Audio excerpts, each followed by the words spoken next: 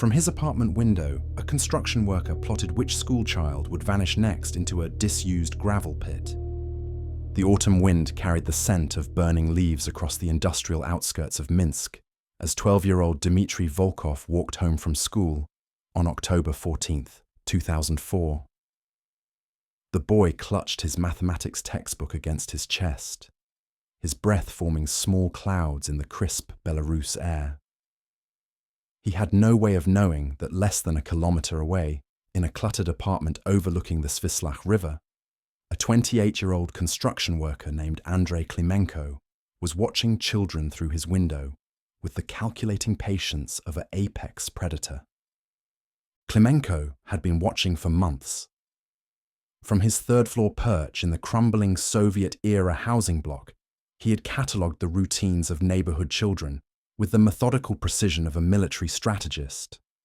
School dismissal times, walking routes, which children travelled alone, which parents worked late shifts at the nearby tractor manufacturing plant. The information accumulated in his mind like sediment in a riverbed, forming a grotesque foundation for what would become one of Belarus's most horrifying criminal cases. The building where Klimenko lived stood as a monument to architectural utilitarianism. Grey concrete walls stained with decades of weather, narrow windows that seemed to squint at the world below, and a courtyard where weeds pushed through cracks in the pavement like fingers clawing from underground graves. It was the kind of place where neighbours minded their own business, where the sounds of domestic disputes or strange odours from adjacent apartments were met with willful ignorance. For a predator like Andrei Klimenko, it was perfect camouflage. Born in 1976 in the village of Krupki, roughly 80 kilometres northeast of Minsk, Klimenko had emerged from a childhood that read like a clinical case study in the making of a monster. His father, Yevgeny Klimenko, worked as a mechanized equipment operator at a collective farm, disappearing for weeks at a time during harvest seasons. His mother, Oksana, battled severe depression and alcoholism, often leaving young Andrei to fend for himself for days on end. The boy learned early that survival meant self-reliance, that emotional needs were weaknesses to be suppressed, and that the world was a place where the strong consumed the weak without consequence. School records from the Krupki Secondary School painted a picture of a child who existed in the margins, neither academically gifted nor particularly troublesome, but marked by an unsettling detachment from his peers. Teachers described him as unusually quiet, with a tendency to stare at other students in ways that made them uncomfortable. At age 13, he was caught attempting to lure a younger boy into an abandoned grain silo, an incident that resulted in a brief suspension and a psychological evaluation that somehow concluded he posed no significant risk. The evaluating psychologist, Dr. Valentina Kozlova, would later testify that her assessment of teenage Andrei had been based on limited information and constrained by the Soviet-era mental health framework that pathologized political dissent, while often overlooking genuine psychological disorders. Her notes, retrieved from archived files during the investigation, revealed a troubling pattern of manipulation and deception that she had either missed or chosen to ignore. Klimenko had presented himself as a victim of circumstance, a lonely boy acting out due to family dysfunction, while carefully concealing the violent fantasies that already dominated his interior life. By 1994, at age 18, Klimenko had moved to Minsk to pursue vocational training in construction. The capital city offered anonymity and opportunity in equal measure, a sprawling urban landscape where a young man could disappear into the crowd while exploring his darkest impulses. He found work with a concrete-laying crew, physical labour well suited to his stocky build, and need for solitude. His co-workers remember him as competent but strange, someone who never joined after-work drinks or holiday celebrations, who seemed to study people the way an entomologist might examine insects. The apartment on Pobeditli Avenue became his sanctuary in 1999. Located in the Kalininsky district, It provided easy access to multiple schools, playgrounds, and the kind of working-class neighborhoods where children often walked unaccompanied. Klimenko furnished the space with meticulous care, installing blackout curtains, soundproofing materials, and a complex system of locks that could secure the premises from both inside and outside intrusion. To visitors, and there were few, it appeared to be the home of a man who valued his privacy. In reality, it was being transformed into a carefully designed killing chamber. The first murder occurred on a grey November morning in 2004. 8-year-old Anya Petrova had been walking to her grandmother's apartment when she accepted a ride from a man claiming to know her family. Her body was discovered 3 days later in an abandoned gravel pit on the outskirts of Minsk, showing signs of sexual assault and strangulation. The medical examiner's report, filed by Dr. Sergei Romanovich, documented injuries consistent with prolonged torture and post-mortem sexual abuse. The killer had also removed several organs, suggesting either medical knowledge or an obsession with human anatomy. Detective Inspector Mikhail Kovalev of the Minsk Criminal Investigation Department caught the case on what should have been a routine Tuesday morning. A 20-year veteran of law enforcement, Kovalev had investigated numerous homicides, but nothing had prepared him for the methodical brutality evident in Anya Petrova's murder. The crime scene photographs revealed a level of organization and control that immediately distinguished this from a crime of passion or opportunity. This was the work of someone who had planned extensively, who had refined his methods through practice, and who would almost certainly kill again. The investigation began with the standard protocols: canvassing the neighborhood, interviewing family members, checking known sex offenders. But Klimenko had been careful to avoid the traditional markers that would have flagged him as a suspect. He had no criminal record beyond minor infractions, maintained steady employment, and interacted with neighbors in ways that suggested eccentricity rather than danger. When investigators knocked on his door as part of their building-to-building canvass, he answered their questions with helpful cooperation, even expressing sympathy for the victim's family. Winter descended on Belarus like a heavy blanket, and with it came the false hope that the killing might have been an isolated incident. The Petrova family held a memorial service on the anniversary of Anya's birth, December 15th, gathering in the Orthodox Church where she had been baptized 8 years earlier. Her parents, Dmitry and Svetlana, spoke of their daughter's love for drawing and her dream of becoming a veterinarian. They had no way of knowing that their daughter's killer was among the congregation, sitting in the back pew with his head bowed in apparent prayer. The second victim was taken on January 23, 2005. 12-year-old Maxim Sorokin disappeared while walking home from hockey practice at the local sports complex. His equipment bag was found discarded in a parking lot, but the boy himself seemed to have vanished without a trace. For 6 days, search teams combed the city and surrounding countryside, following up on dozens of reported sightings that led nowhere. The breakthrough came when a utility worker discovered Maxim's body in a storm drain, naked and bearing the same horrific injuries as Anya Petrova.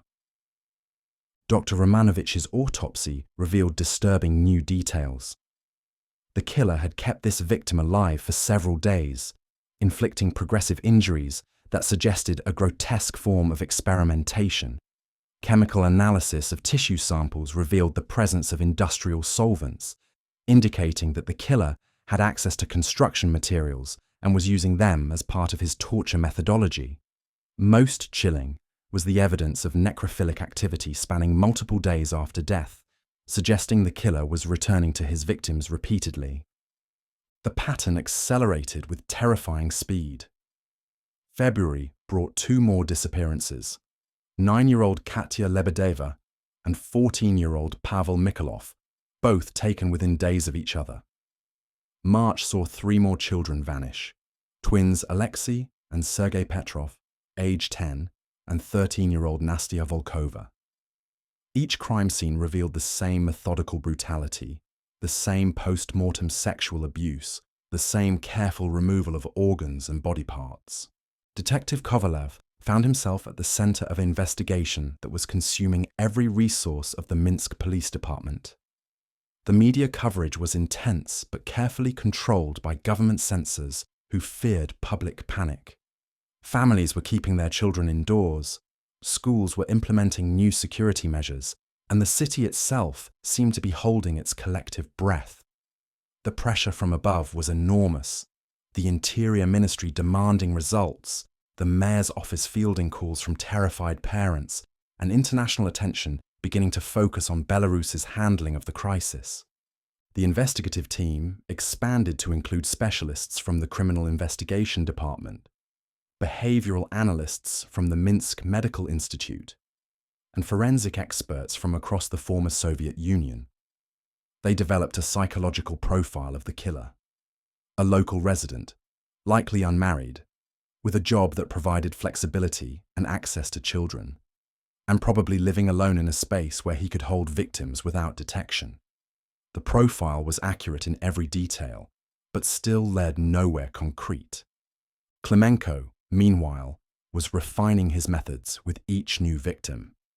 He had learned to disable security cameras, to time his approaches to avoid witnesses, and to dispose of evidence in ways that minimized forensic recovery.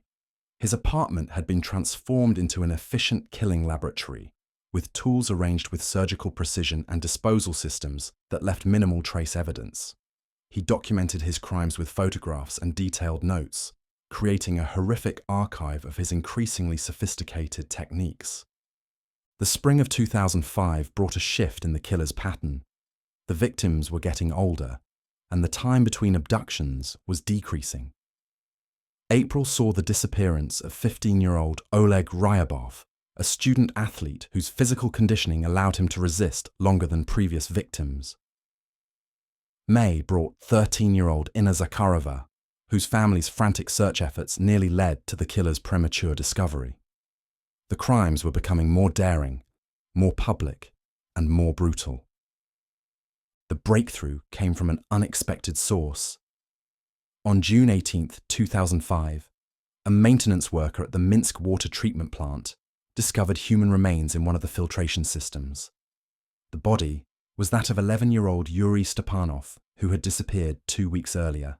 But unlike previous victims, this body retained enough forensic evidence to provide investigators with their first substantial lead.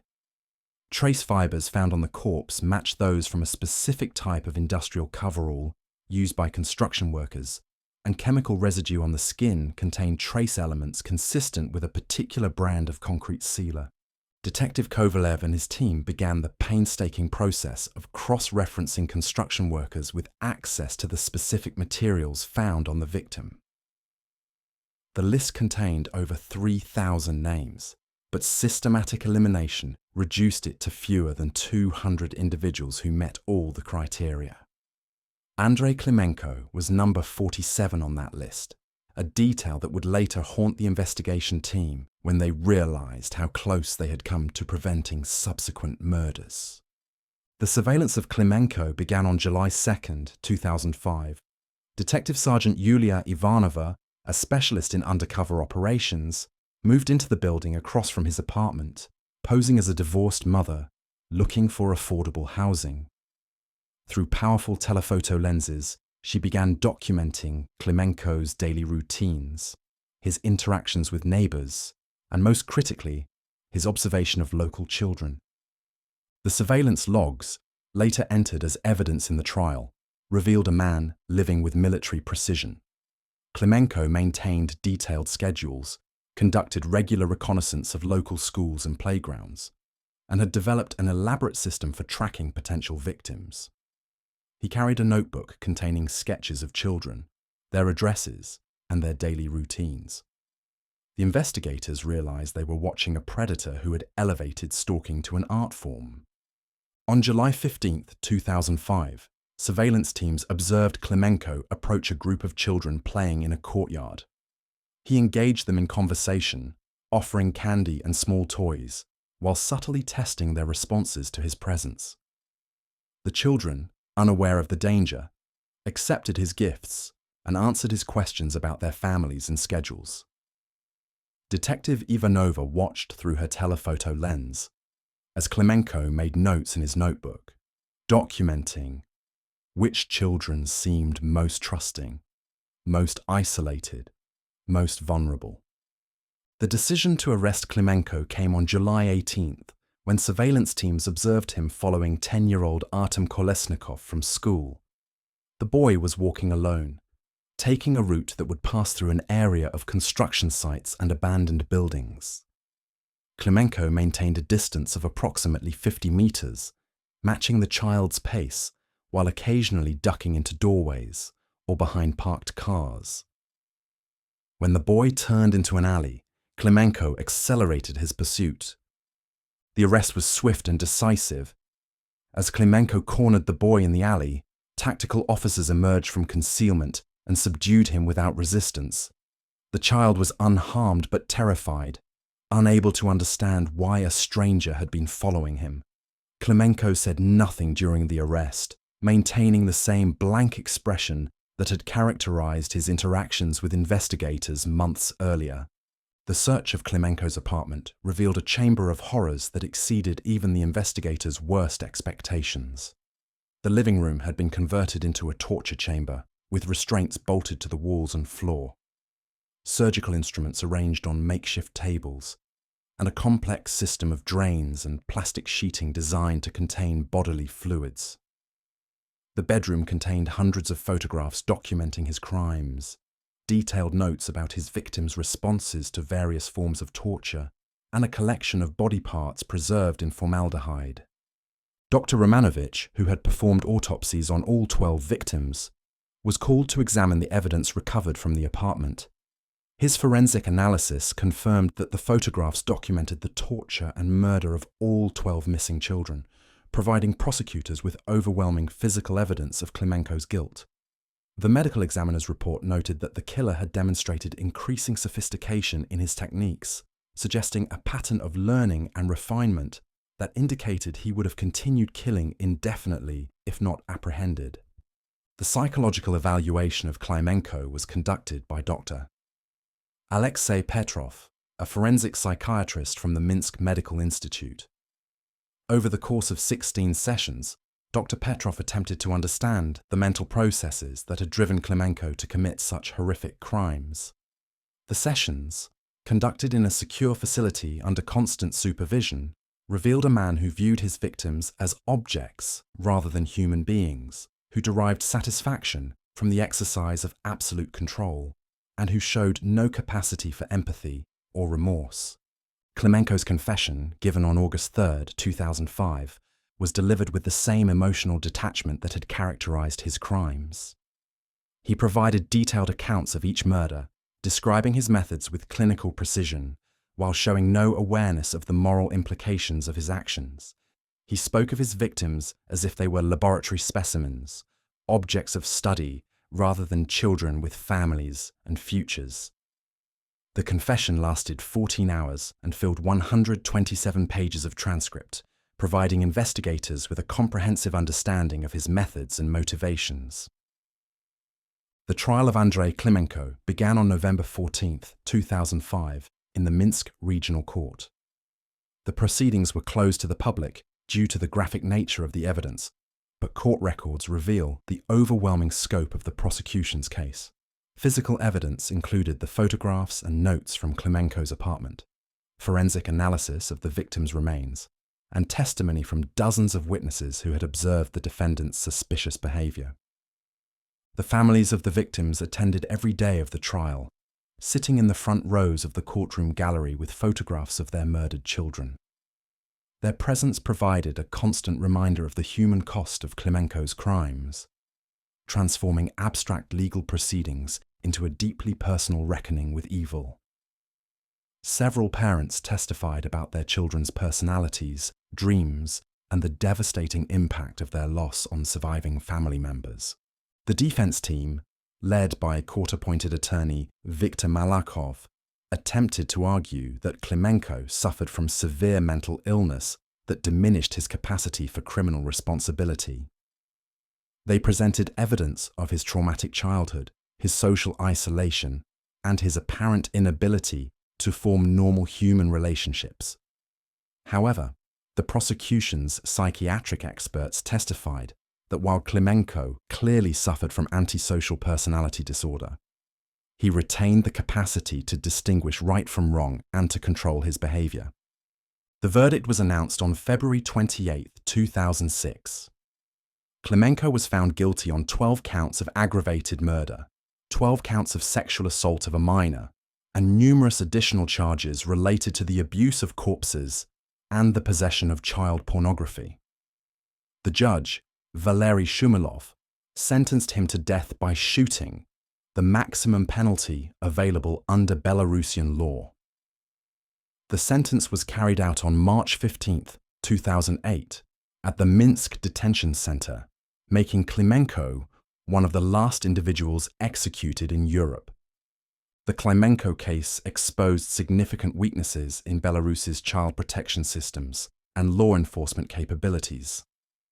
The investigation revealed that several of the victims had been reported missing days before their disappearances were officially recorded, suggesting failures in communication between schools, families, and police. The case also highlighted the need for better training in behavioral analysis and forensic investigation techniques. The impact on the Minsk community was profound and lasting. Parents who had lost children struggled with guilt and grief, wondering if they could have done something different to protect their sons and daughters.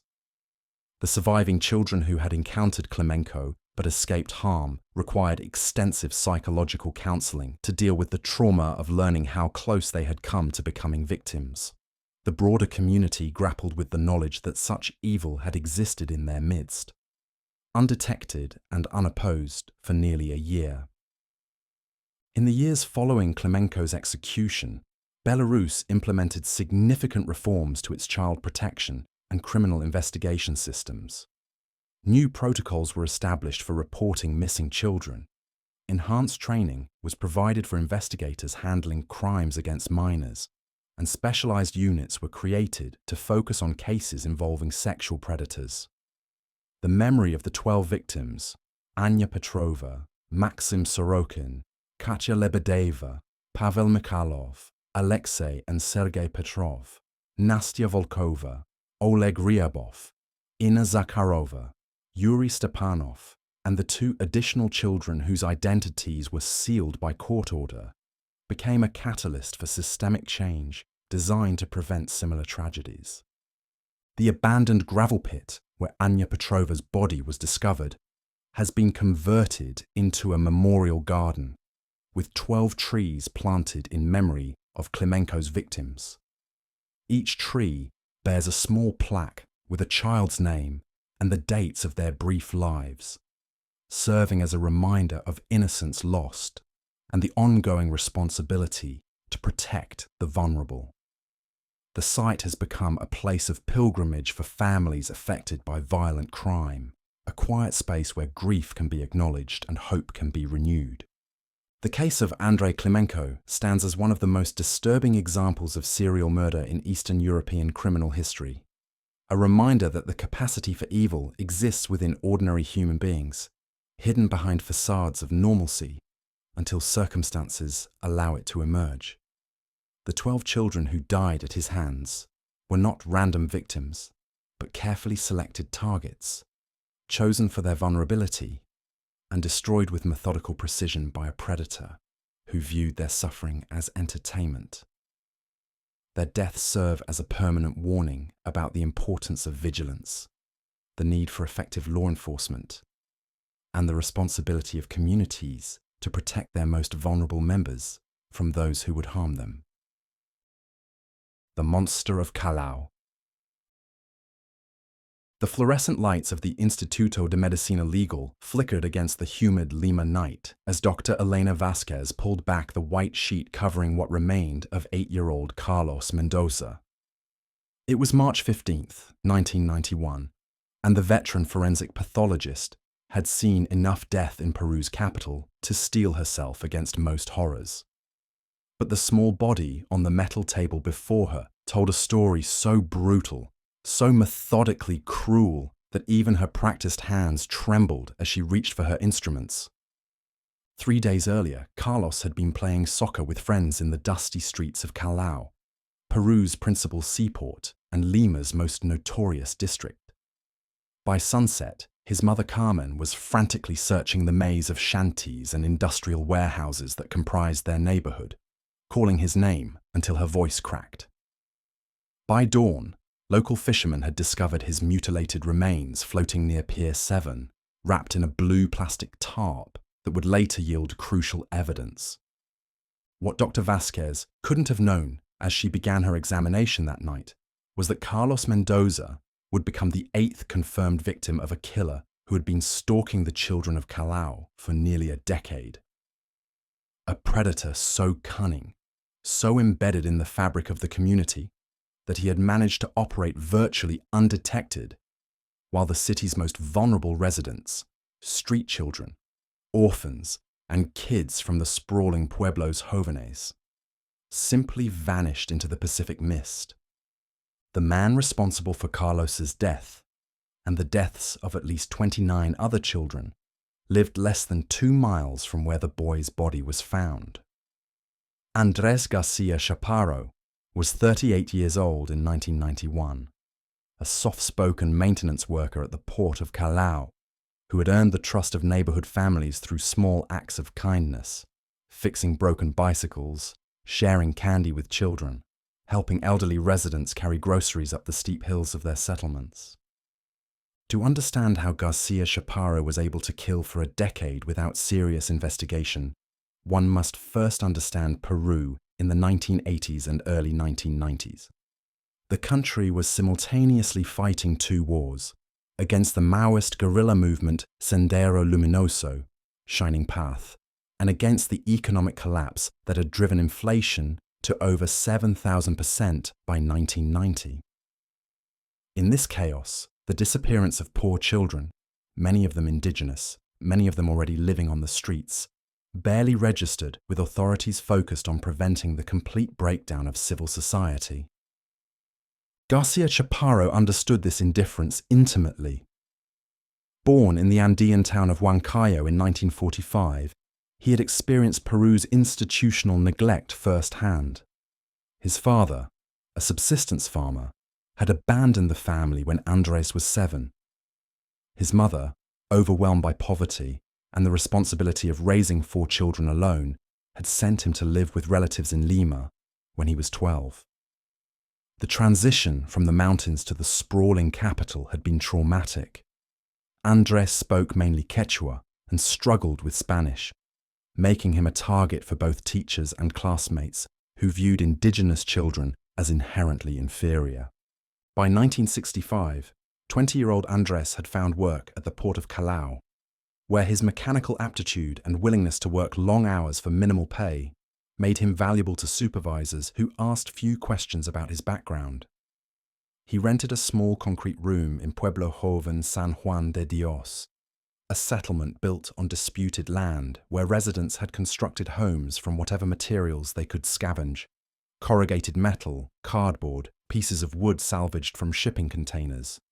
It was in this environment of anonymity and desperation that García Chaparro began to develop the hunting patterns that would define his decade-long killing spree. His first known victim was 6-year-old Maria Gutierrez, who disappeared on August 23, 1983, while walking to her grandmother's house 3 blocks from her family's shack.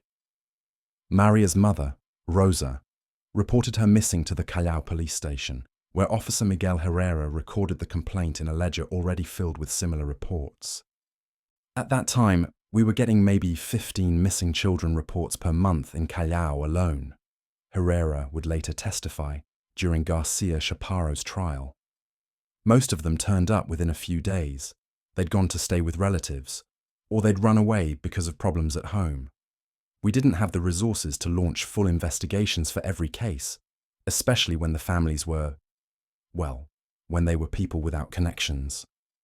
Herrera's euphemism reflected a harsh reality. Peru's criminal justice system had always served the wealthy and powerful while ignoring the poor and indigenous. In 1983, the country was spending less than 0.3% of its GDP on police services, and most of that money went to protecting government buildings and wealthy neighborhoods from shining path attacks. The sprawling slums of Callao, where nearly 400,000 people lived in conditions that barely qualified as subsistence, were effectively lawless. Maria Gutierrez's body was never found, but her disappearance established Garcia Chaparro's preferred victim profile: children between the ages of 5 and 12, from families too poor or marginalized to demand police attention. Over the next 10 years, he would perfect a methodology that combined careful victim selection with meticulous disposal of evidence. His hunting ground was a roughly 5-square-mile area encompassing the older sections of Callao, where narrow streets and industrial buildings provided numerous hiding places. Garcia Chaparro worked the night shift at the port, giving him access to shipping containers, loading equipment, and boats that could transport bodies far into the Pacific. More importantly, his job provided him with a legitimate reason to be anywhere in the port district at any hour, carrying tools and materials that wouldn't attract attention from the few police officers who patrolled the area. The killer's approach to children was masterfully calculated.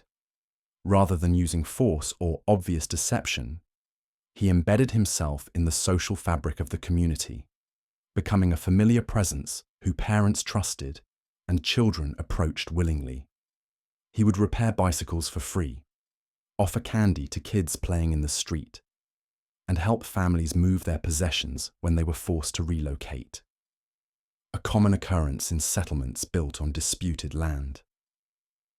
Andrés was always very helpful, recalled Teresa Morales, whose 7-year-old son Diego disappeared in September 1984.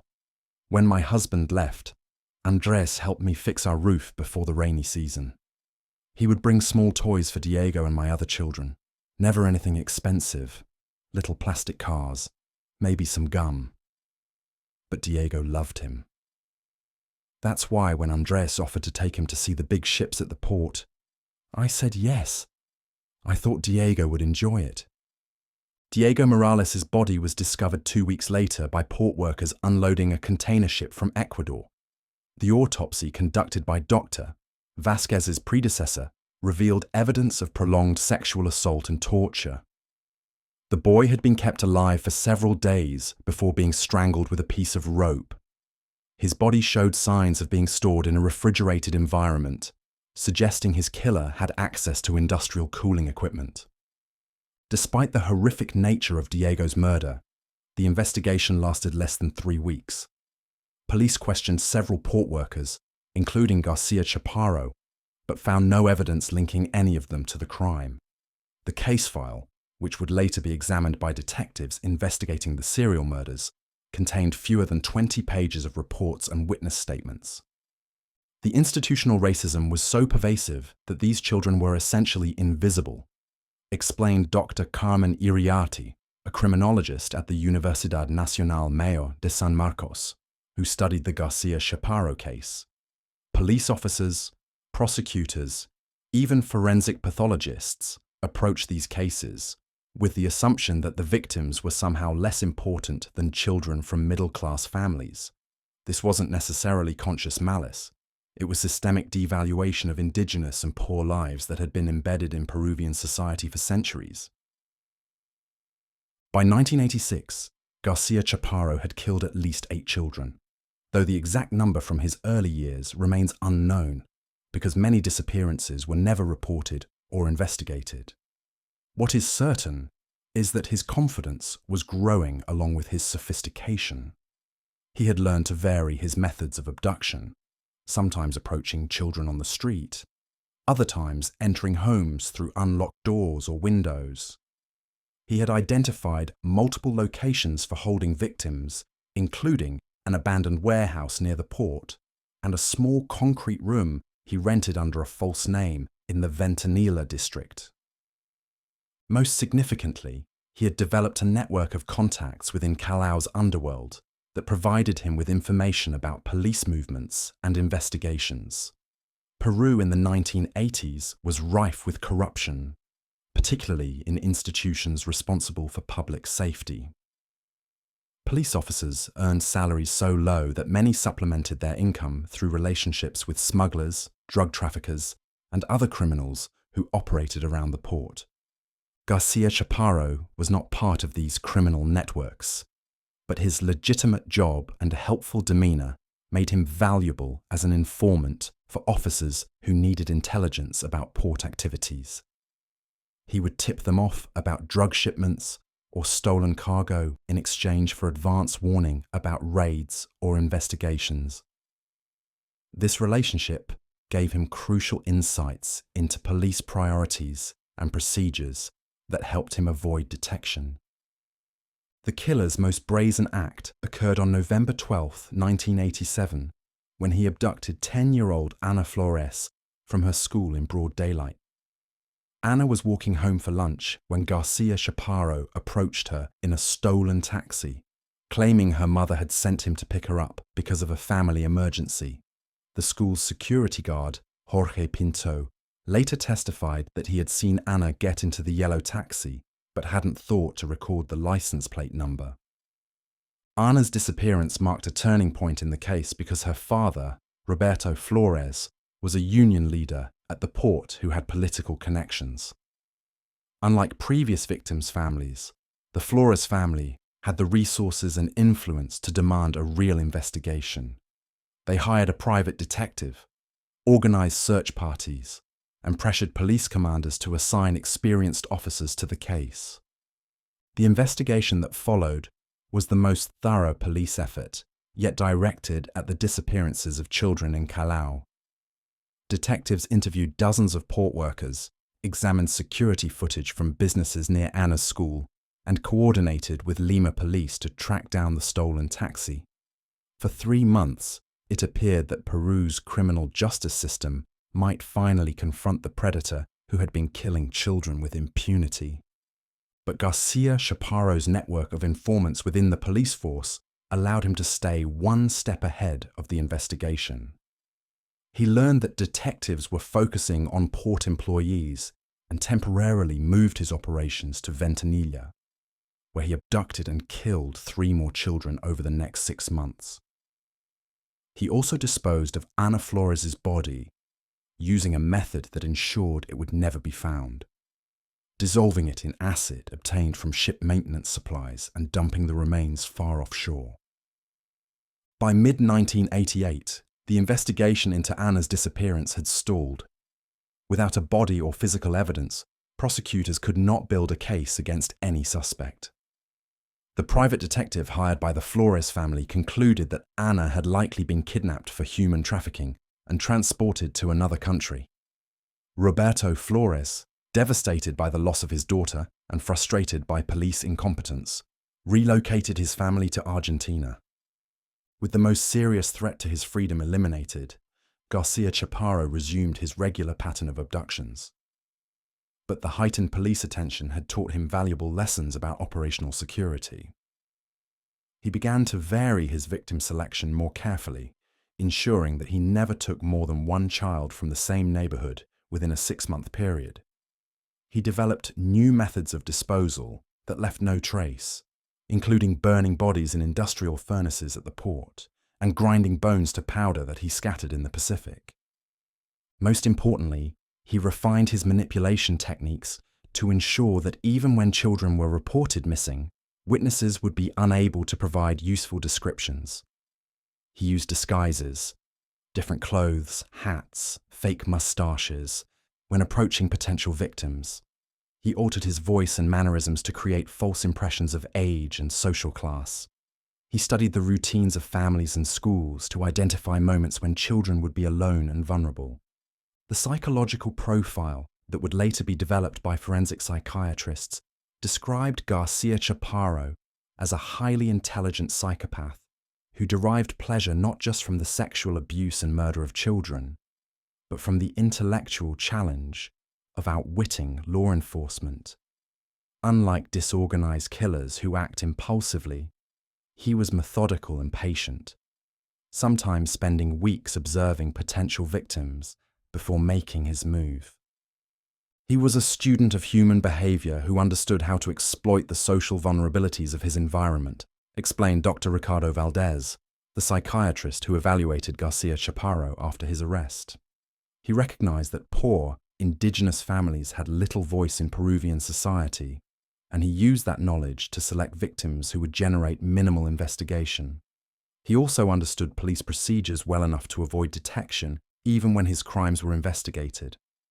The period from 1988 to 1991 represented the height of Garcia Chaparro's killing spree. During these 3 years, he murdered at least 15 children, including Carlos Mendoza, whose death would ultimately lead to his capture. The killer had become so confident in his ability to evade justice that he began taking greater risks, keeping victims alive for longer periods and experimenting with new forms of torture. It was this overconfidence that created the opportunity for his eventual downfall. On March 10, 1991, Garcia Chaparro approached 9-year-old Luis Vargas outside a school in the Carmen de la Legua district, offering to buy him ice cream if he would help carry some boxes to a nearby warehouse. Luis was street smart enough to be suspicious of adults offering free treats, but Garcia Chaparro had learned to present himself as a port worker who knew the boy's father. "My papa works at the port too," Luis would later testify. "The man said he worked with my papa and that my papa had asked him to take me to see the big cranes. I believed him because he knew my papa's name and where we lived." Luis accompanied Garcia Chaparro to the abandoned warehouse where the killer had taken many previous victims. But unlike those earlier cases, this abduction was witnessed by Sandra Quispe, a 19-year-old woman who was walking to her job at a nearby factory. Sandra noticed the man and boy because the child appeared reluctant and kept looking back toward the school as they walked. Something felt wrong about it, Sandra later told police. The boy was dragging his feet, and the man kept pulling him along. "I almost said something, but I was late for work, and I didn't want to interfere if it was just a father disciplining his child." Sandra's hesitation was understandable given the social dynamics of Callao, where questioning the actions of adult men could be dangerous for young women. But her observation of the incident proved crucial when Luis Vargas was reported missing later that day. Unlike previous investigations, this case began with a witness who could provide a detailed description of the suspected abductor. The investigation into Luis's disappearance was also complicated by a shift in Peru's political landscape. Alberto Fujimori had become president in July 1990, promising to restore order and eliminate corruption in government institutions. Part of his strategy involved restructuring the police force and prosecutorial system to make them more effective against both terrorism and common crime. Detective Captain Rosa Martinez, who was assigned to lead the Vargas investigation, represented this new approach to law enforcement. A graduate of the police academy who had received additional training in criminal investigation techniques, Martinez was determined to apply modern forensic methods to solve the case. She also brought a different perspective to the investigation as a woman and a member of Peru's growing middle class who was less influenced by the racial and economic prejudices that had hampered previous efforts. Martinez began her investigation by cataloguing all missing children reports from Callao over the previous 2 years. What she discovered was a pattern of disappearances that had been invisible to previous investigators because they had treated each case in isolation. When viewed together, the cases revealed clear geographic clustering around the port district and consistent victim demographics. Once I started mapping the disappearances chronologically, it became obvious that we were dealing with a serial predator, Martinez later explained. The pattern was so clear that I couldn't understand how previous investigators had missed it. But then I realized that most of these cases had never been properly investigated in the first place. Working with Dr. Elena Vasquez, Martinez began re-examining evidence from previous cases where bodies had been recovered. The forensic pathologist's detailed records revealed consistent patterns of sexual abuse and torture that suggested the same perpetrator. Most importantly, several victims showed evidence of being restrained with the same type of rope and being held in similar environmental conditions. The breakthrough came when Martinez connected the witness description provided by Sandra Keys-Spey with employment records from the port of Callao. The witness had described a man of medium height with dark skin, wearing work clothes and carrying a metal toolbox. She had also noticed that he walked with a slight limp, favouring his left leg. Port employment records showed that only 37 workers matched the physical description and had access to the areas where bodies had been discovered. Martinez and her team began conducting detailed interviews with each suspect, looking for inconsistencies in their statements and evidence of knowledge about the missing children. Garcia Chaparro was interviewed on April 3, 1991, at the port security office. Martinez later described him as calm and cooperative, answering questions about his work schedule and whereabouts with apparent honesty. He expressed sympathy for the families of missing children and offered to help the investigation in any way possible. But Martinez noticed several inconsistencies in his account. Garcia Chaparro claimed to work exclusively night shifts, yet security logs showed him entering the port during day hours when several children had disappeared. He said he rarely left the port district, but witnesses had seen him in neighborhoods where victims lived. Most suspiciously, he displayed detailed knowledge about the missing children's routines and families that seemed inconsistent with casual community interaction. He was too helpful, Martinez recalled. Most people in Callao were suspicious of police and reluctant to provide information. But Garcia Chaparro volunteered details about the missing children that no one had asked for. He seemed almost eager to discuss the cases, like he was enjoying the conversation. Acting on her suspicions, Martinez obtained a warrant to search Garcia Chaparro's residence. The search, conducted on April 15, 1991, uncovered evidence that confirmed the detective's worst fears. Hidden beneath floorboards in the killer's bedroom were children's clothing, jewelry, and personal items that belonged to at least 12 victims. In a closet, investigators found photographs of children being tortured and murdered, along with detailed written accounts of the killer's crimes. Perhaps most damning was a collection of newspaper clippings about missing children, carefully organized in a scrapbook with Garcia Chaparro's handwritten comments about police incompetence and his own superior intelligence. The killer had documented his crimes with the same meticulous attention to detail that he had applied to avoiding detection. Garcia Chaparro was arrested at his workplace on April 16, 1991, as he reported for his night shift. Port security cameras captured him calmly washing his hands and organizing his tools, apparently unaware that police were waiting for him at the main gate. When Detective Martinez informed him that he was under arrest for multiple murders, his only response was to ask if he could finish his shift before going to the police station. The interrogation that followed revealed the full scope of Garcia Chaparro's crimes. Over the course of 3 days, he confessed to killing 30 children between 1983 and 1991, providing detailed accounts of his methods and motivations. He showed no remorse for his actions, describing his victims as practice for developing his skills as a killer. He talked about murdering children the way other people might discuss learning to play a musical instrument, Dr. Valdez observed.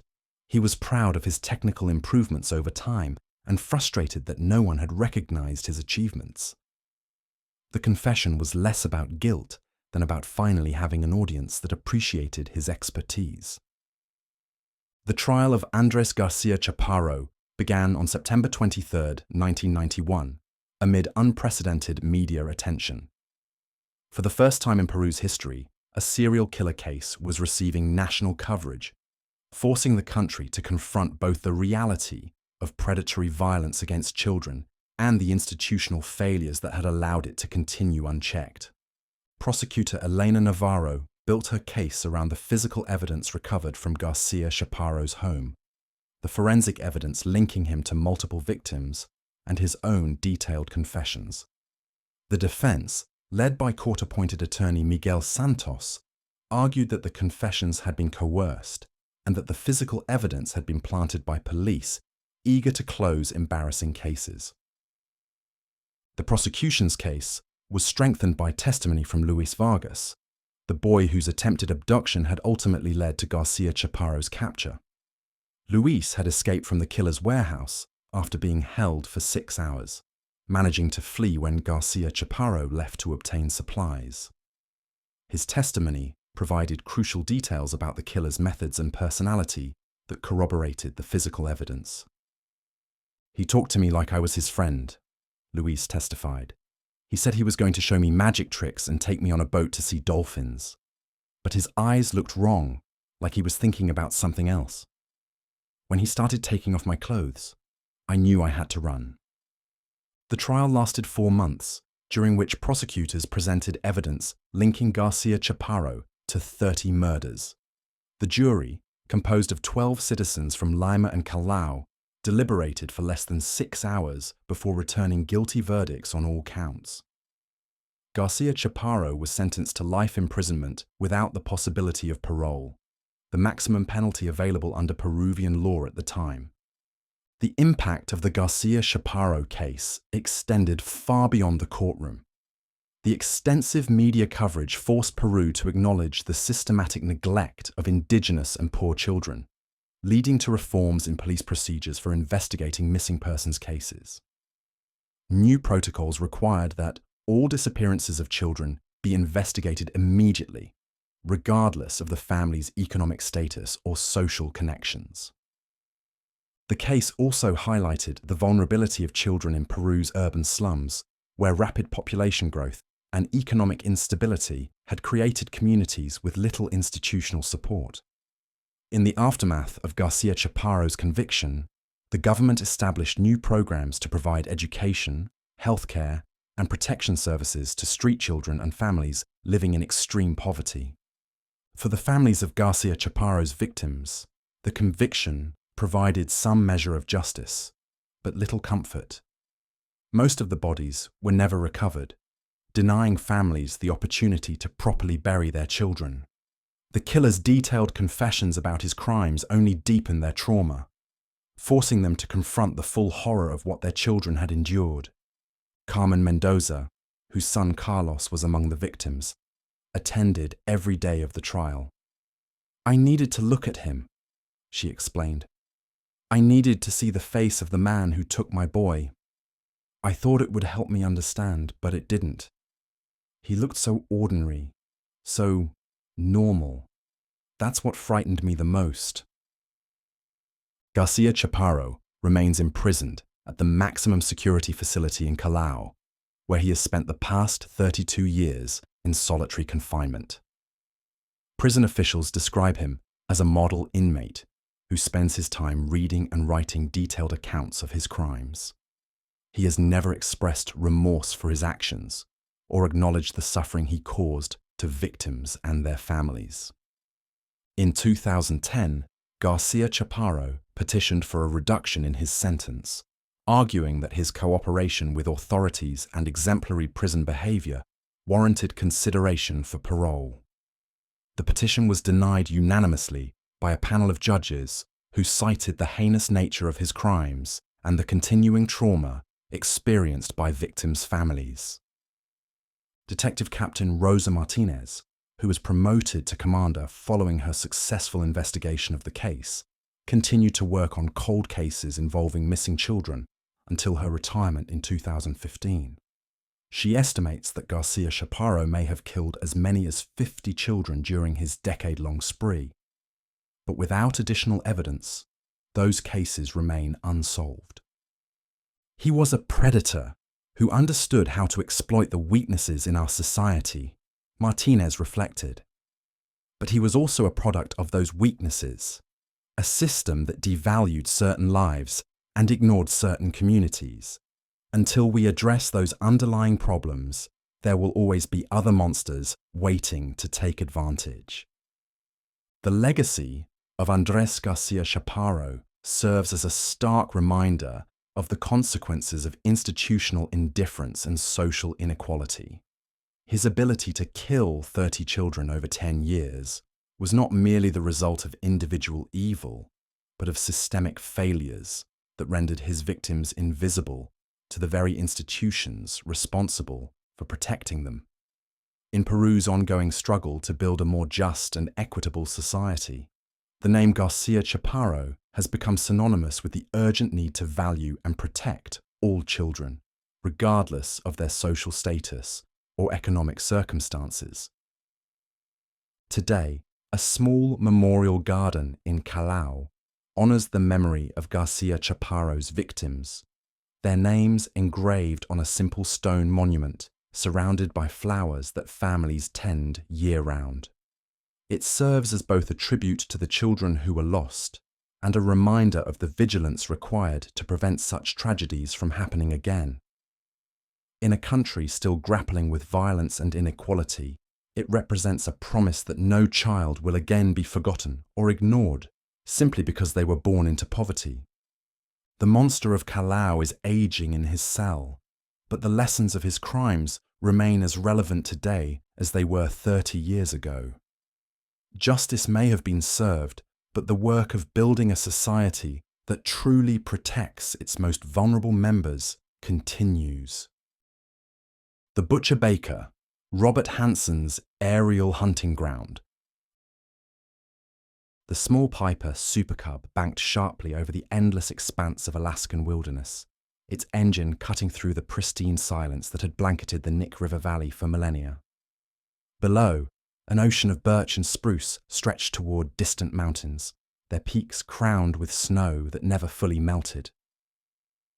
It was September 27th, 1983, and Alaska State Trooper Glenn Floth pressed his face against the cold window, searching the terrain with the methodical intensity of a man who had seen too much evil disguised as normalcy. Somewhere in that vast wilderness lay the scattered remains of young women who had vanished from Anchorage's seedy 4th Avenue strip. Women whose disappearances had been dismissed by local authorities as the inevitable consequence of dangerous lifestyles. Floth knew better. After months of painstaking investigation, he understood that these weren't random disappearances or the work of street violence. They were the calculated hunts of a predator who had turned Alaska's infinite landscape into his private killing ground. The pilot's voice crackled through the headset. There, 2 o'clock, about 100 yards from that clearing. Floth followed the pilot's gaze and saw them, small white markers placed by the FBI's evidence recovery team, each one indicating where another piece of human remains had been discovered. This was Robert Christian Hansen's hunting preserve, a place where he had pursued terrified women through the wilderness with a hunting rifle, treating human beings like the game animals he had stalked since childhood. The story of the Butcher Baker, as Hansen would come to be known, began not in Alaska's wilderness, but in the flat farmlands of Iowa, where a stuttering, acne-scarred boy named Robert Hansen learned that power could be taken when it wasn't freely given. Born on February 15th, 1939, in Estherville, Iowa, Hansen grew up in a strict Lutheran household where his father, Christian Hansen, ran a successful bakery and demanded perfection from his eldest son. But Robert was far from perfect in his father's eyes. He was slight, plagued by severe acne that left his face permanently scarred, and cursed with a pronounced stutter that made him a target for relentless bullying at school. The psychological foundation for what would become one of America's most methodical serial killers was laid during these formative years in Estherville. Hansen's classmates mocked his appearance and speech impediment mercilessly, particularly the girls, whose rejection cut deepest. In his own later confessions, Hansen would describe the burning shame and rage that consumed him during adolescence, feelings that found their only outlet in the woods surrounding Estherville, where he discovered he possessed an almost supernatural skill with firearms and bow hunting.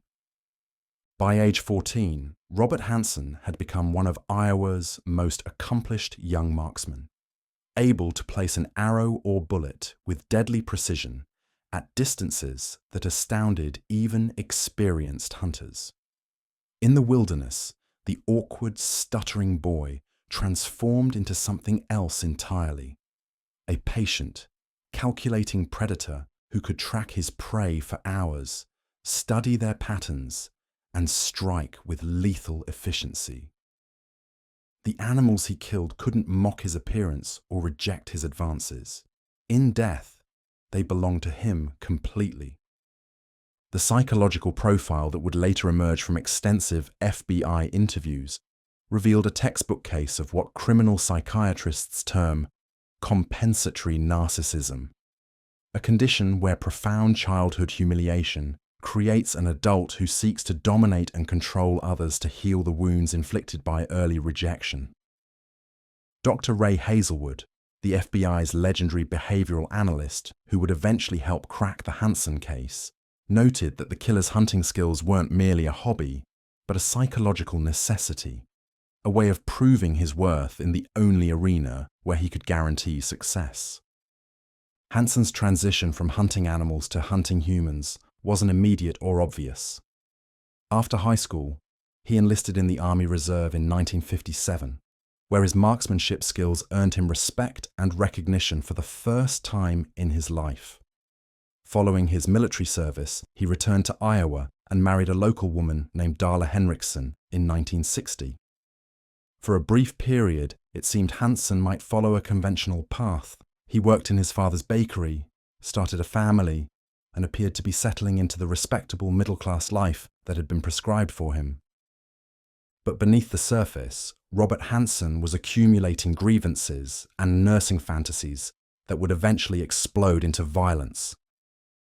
His marriage was troubled from the beginning, partly due to his increasingly erratic behavior and criminal activities. In 1961, Hansen was arrested for burning down a Pocahontas County Board of Education school bus barn, an act of arson that seemed to serve no purpose other than the thrill of destruction. This wasn't random vandalism, but rather the first documented evidence of Hansen's escalating need to exercise power and control over his environment. The pattern continued throughout the 1960s, with a series of increasingly serious crimes. Hansen was arrested multiple times for theft, arson, and assault, spending brief periods in jail that only seemed to fuel his resentment against society. His marriage to Darla ended in divorce in 1963, another rejection that Hansen would later cite as a pivotal moment in his psychological development. By the late 1960s, he had remarried a woman named Darla Wall and was making plans to leave Iowa for Alaska, where he believed he could start fresh and find the respect that had eluded him in his home state. In 1967, Robert and Darla Hansen loaded their belongings into a truck and drove north to Alaska, where Robert planned to combine his love of hunting with entrepreneurial ambitions. They settled in Anchorage, Alaska's largest city, where Hansen used his bakery experience to open Hansen's Bakery on Old Seward Highway. To most of Anchorage's residents, Robert Hansen appeared to be a successful small businessman and devoted family man. He expanded his bakery operation, became active in local hunting clubs, and even served as a volunteer firefighter. His hunting trophies decorated the walls of his home and business, testament to his skill as a marksman and his knowledge of Alaska's vast wilderness. But Alaska in the early 1970s was a unique environment that would prove perfectly suited to Hansen's developing pathology. The state was experiencing rapid growth due to the construction of the Trans-Alaska Pipeline, bringing thousands of transient workers to Anchorage. The city's downtown core, particularly the seedy bars and strip clubs along 4th Avenue, became a haven for prostitutes, runaways, and young women living on society's margins. These vulnerable women, many of whom had come to Alaska chasing dreams of easy money or new beginnings, would become Hansen's preferred targets. The transformation of Robert Hansen from small-town baker to serial killer began in earnest around 1971, when he committed his first confirmed murder. Celia Van Zanten, a 17-year-old dancer who worked at various clubs in Anchorage, was found dead on Christmas Day, 1971, her body discovered in a gravel pit south of the city. She had been shot execution-style with a .223 caliber rifle, the same type of weapon Hansen used for hunting Dall sheep in the Alaska Range. But this murder, while fitting Hansen's eventual pattern, was initially treated as an isolated incident by local police, who assumed it was connected to Anchorage's active drug trade or the violent disputes common among the city's transient population. What made Hansen particularly dangerous was his ability to compartmentalize his criminal activities while maintaining the facade of respectability that protected him from suspicion. During the day, he ran his bakery with Germanic efficiency, serving wedding cakes and pastries to Anchorage's middle-class families. In the evening, he returned home to his wife and children in a comfortable house, decorated with his hunting trophies and aviation awards. Hansen had earned his pilot's license in 1971 and purchased a small aircraft that he used for hunting expeditions into remote areas of Alaska. But several nights each week, Hansen would venture into Anchorage's red light district, where he began developing relationships with prostitutes and exotic dancers. Initially, these encounters followed a relatively benign pattern. Hansen would solicit services, sometimes engaging in conversation about his hunting exploits or his successful business. Many of the women who survived these early encounters later described him as awkward but harmless, a middle-aged man who seemed more interested in talking than in sexual activity. The psychological escalation that transformed these encounters into torture and murder began sometime in 1972, when Hansen started carrying weapons during his visits to 4th Avenue. Anchorage police records from this period show several reports of a man matching Hansen's description threatening prostitutes with knives or guns, but these complaints were rarely investigated thoroughly. The prevailing attitude among local law enforcement was that crimes involving prostitutes were low priority, a mindset that would allow Hansen to operate with virtual impunity for more than a decade. Hansen's methodology evolved gradually but consistently throughout the mid-1970s. He would approach women in downtown Anchorage, often using his reputation as a successful businessman to gain their trust. Sometimes he would offer them legitimate modeling opportunities or well-paying jobs at his bakery. Other times, he would simply solicit their services as a customer. Regardless of the initial approach, the pattern that followed became increasingly standardized. Hansen would drive his victims to his house when his family was away, where he would rape and torture them in a soundproof room he had constructed in his basement. The most terrifying aspect of Hansen's crimes wasn't the sexual assault or even the torture, but what came next. After keeping his victims prisoner for hours or sometimes days, Hansen would drive them to Merrill Field, Anchorage's small aircraft airport, where he kept his Piper Super Cub. He would force the women into the plane at gunpoint, then fly them to remote locations in the Alaska wilderness, areas so isolated that their screams couldn't be heard for hundreds of miles in any direction. Once in the wilderness, Hansen would release his victims and give them what he called a head start, usually about an hour to run and hide in the dense forest. Then he would begin hunting them with a rifle or bow, treating these terrified women exactly as he had treated the animals he had stalked since childhood. The psychological torment of this game was as important to Hansen as the eventual killing.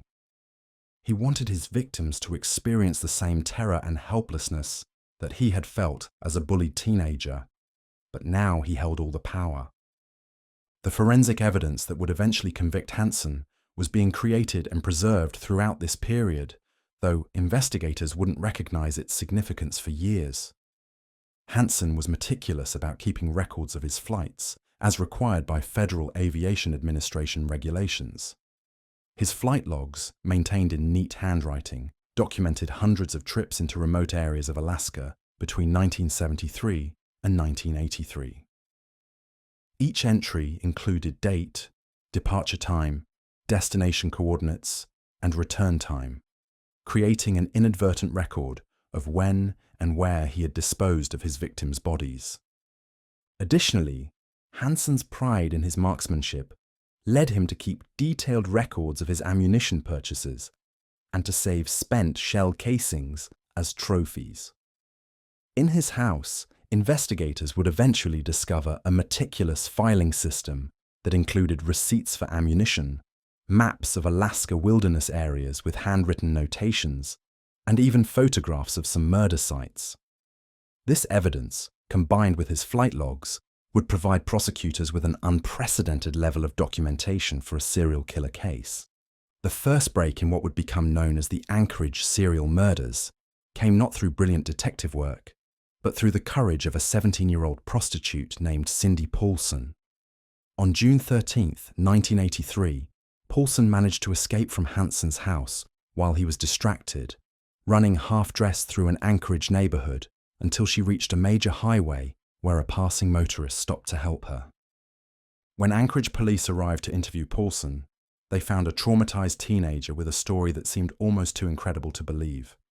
She claimed that a middle-aged businessman named Bob had abducted her at gunpoint, taken her to his house where he had raped and tortured her, then driven her to a small airport with the intention of flying her to a remote location where he planned to hunt and kill her.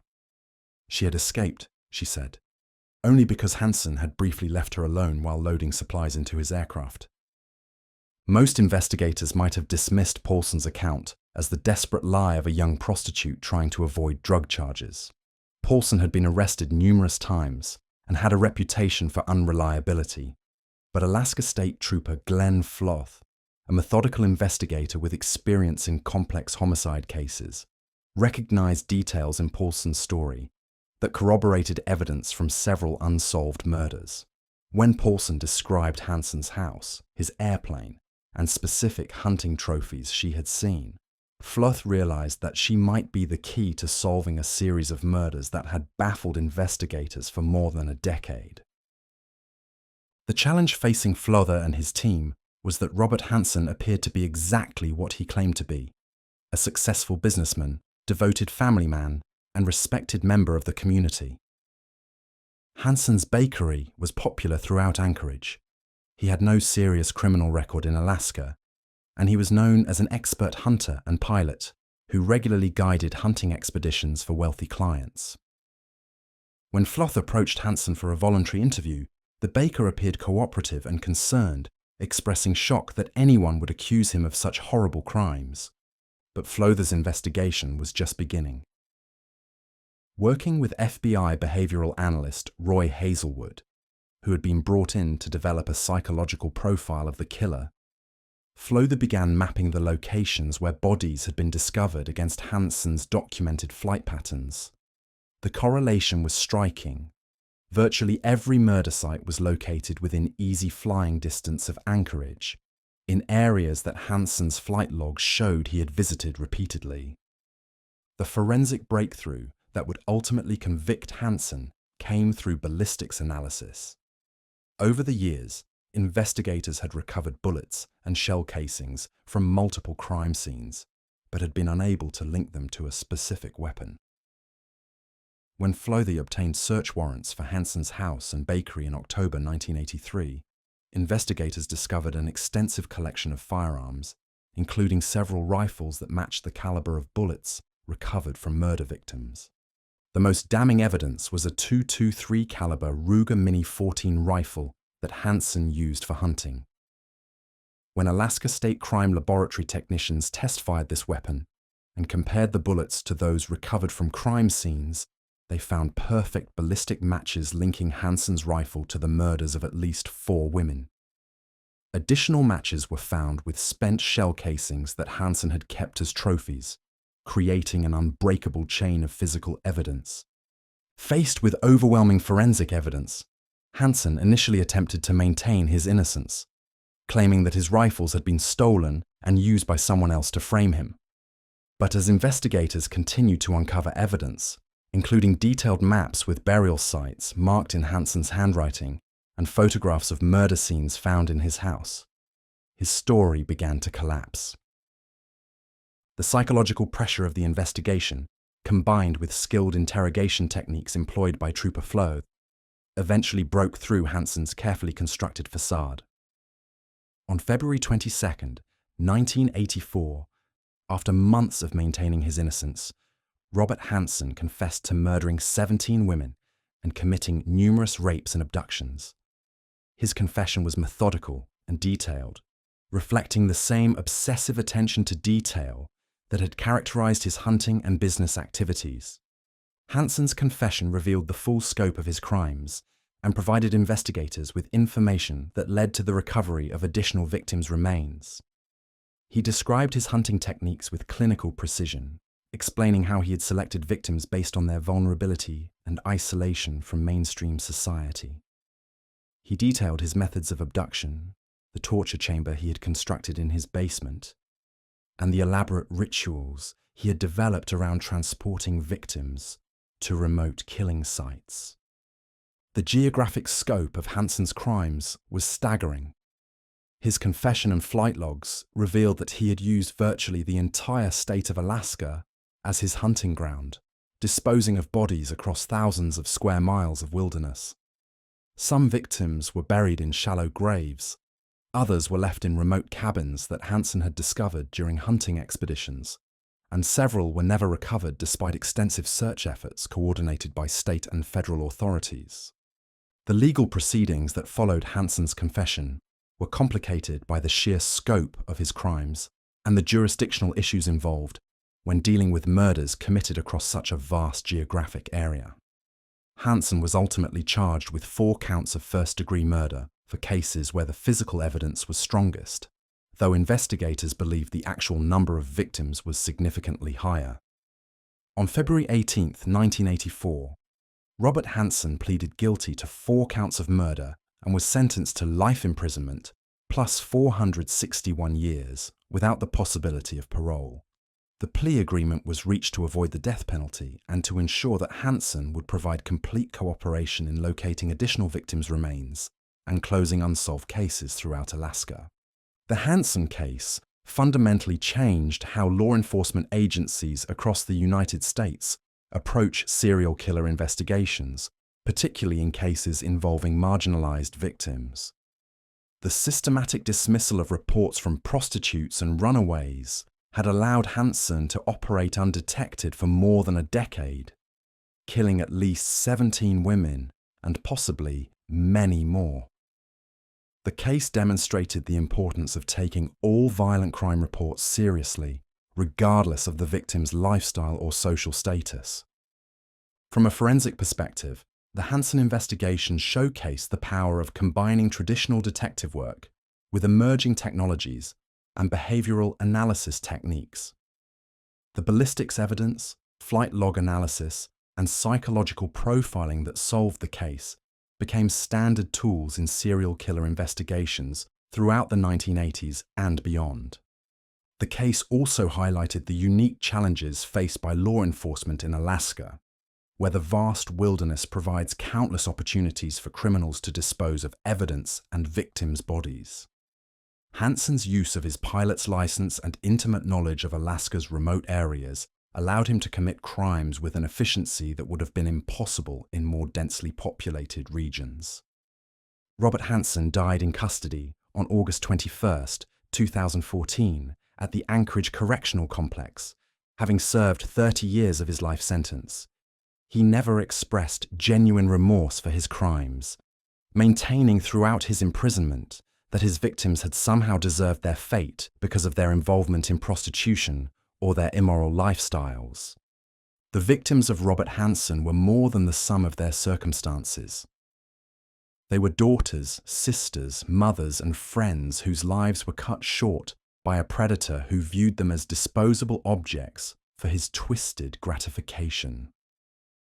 Celia Van Zanten, the 17-year-old dancer who was Hansen's first known victim, had moved to Alaska from California with dreams of making enough money to attend college. Sherry Morrow, killed in 1981, was a 23-year-old mother of 3 who worked as an exotic dancer to support her children. Paula Goulding, murdered in 1983, was a 30-year-old woman struggling with addiction who had been trying to get clean and rebuild her relationship with her family. These women, and the others whose names appear in Hansen's confession, represented the most vulnerable members of society. Individuals whose disappearances were often dismissed or ignored by authorities who should have protected them. Their deaths serve as a reminder of the importance of treating all victims with dignity and ensuring that marginalized communities receive equal protection under the law. The Alaska wilderness that Robert Hansen used as his private hunting ground continues to yield evidence of his crimes decades after his capture. In 2013, construction workers discovered additional human remains in an area south of Anchorage that investigators believe may be connected to Hansen's activities. Advanced DNA analysis techniques have allowed authorities to identify previously unknown victims and provide closure to families who had spent decades wondering about the fate of missing loved ones. The story of the Butcher Baker represents one of the most methodical and geographically expansive serial killer cases in American history. Hansen's crimes were enabled by a perfect storm of factors: Alaska's vast and isolated wilderness, a transient population of vulnerable women, and law enforcement attitudes that devalued the lives of society's most marginalized members. His ability to maintain a facade of respectability while committing horrific crimes serves as a chilling reminder that evil often hides behind the most ordinary appearances. Today, Robert Hansen's name is synonymous with the dark side of Alaska's frontier spirit, a reminder that the same wilderness that attracts hunters, adventurers, and those seeking freedom from civilization's constraints can also provide perfect cover for those whose appetites run toward the most depraved forms of human predation. The Butcher Baker's legacy lives on not just in the grief of victims' families, but in the improved investigative techniques and attitudes toward marginalized victims that emerged from the long struggle to bring him to justice. The shadow in the classifieds. The classified ad section of the Tampa Bay Times rustled softly in the humid Florida morning air as Marie Simmons circled another promising rental listing with her red pen. It was November 3rd, 1984, and the 22-year-old nursing student had been apartment hunting for weeks, desperate to find affordable housing closer to her clinical rotations at Tampa General Hospital. The small box advertisement seemed almost too good to be true. Clean one-bedroom apartment, $200 a month, call after 6 p.m. Followed by a phone number she would dial that evening, unknowingly placing herself in the crosshairs of one of Florida's most methodical sexual predators. 3 miles away, Bobby Joe Long sat in his cramped Kashmir Gardens apartment, meticulously cutting out classified advertisements from multiple newspapers spread across his kitchen table. At 31, Long possessed an unremarkable appearance that served him well. Average height, brown hair, mustache, the kind of face that disappeared into a crowd. But behind his ordinary facade lurked a mind twisted by years of psychological trauma, head injuries, and an insatiable compulsion that had already claimed multiple victims across the Tampa Bay area. His methodical approach to selecting targets through classified ads had earned him the moniker, the classified ad rapist, among detectives who were only beginning to understand the full scope of his crimes. Long's path to becoming a serial killer and rapist began decades earlier, rooted in a childhood marked by profound dysfunction and abuse. Born Robert Joseph Long on October 14, 1953, in Canova, West Virginia, he was raised primarily by his mother, Luella, after his father abandoned the family when Bobby was just 2 years old. Luella Long was a domineering woman who exhibited an unnaturally close relationship with her son, sharing a bed with him until he was nearly 13 years old. a psychologically damaging arrangement that would later feature prominently in criminal psychology profiles of the case. The family moved frequently throughout Bobby's childhood, relocating from West Virginia to Florida and back again multiple times. This constant upheaval prevented him from forming stable relationships or developing normal social skills. More significantly, Bobby suffered from a rare medical condition called Klinefelter syndrome, a chromosomal abnormality that resulted in his body producing excess estrogen. During puberty, he developed pronounced breasts that required surgical removal, an experience that left him deeply traumatized and the target of merciless bullying from classmates. At age 7, Bobby sustained the first of several serious head injuries when he fell from a swing, losing consciousness for several hours. Medical records from his childhood indicate he suffered multiple concussions and traumatic brain injuries throughout his youth, including a particularly severe motorcycle accident at age 21 that left him hospitalized for weeks. Modern forensic psychiatrists now recognize the correlation between traumatic brain injuries and violent criminal behavior, but in the 1970s, the connection remained largely unexplored. Despite his troubled childhood, Bobby Joe Long managed to graduate high school and briefly served in the army before being medically discharged. In 1974, he married his high school girlfriend Cindy Jean Guthrie, and the couple had 2 children together.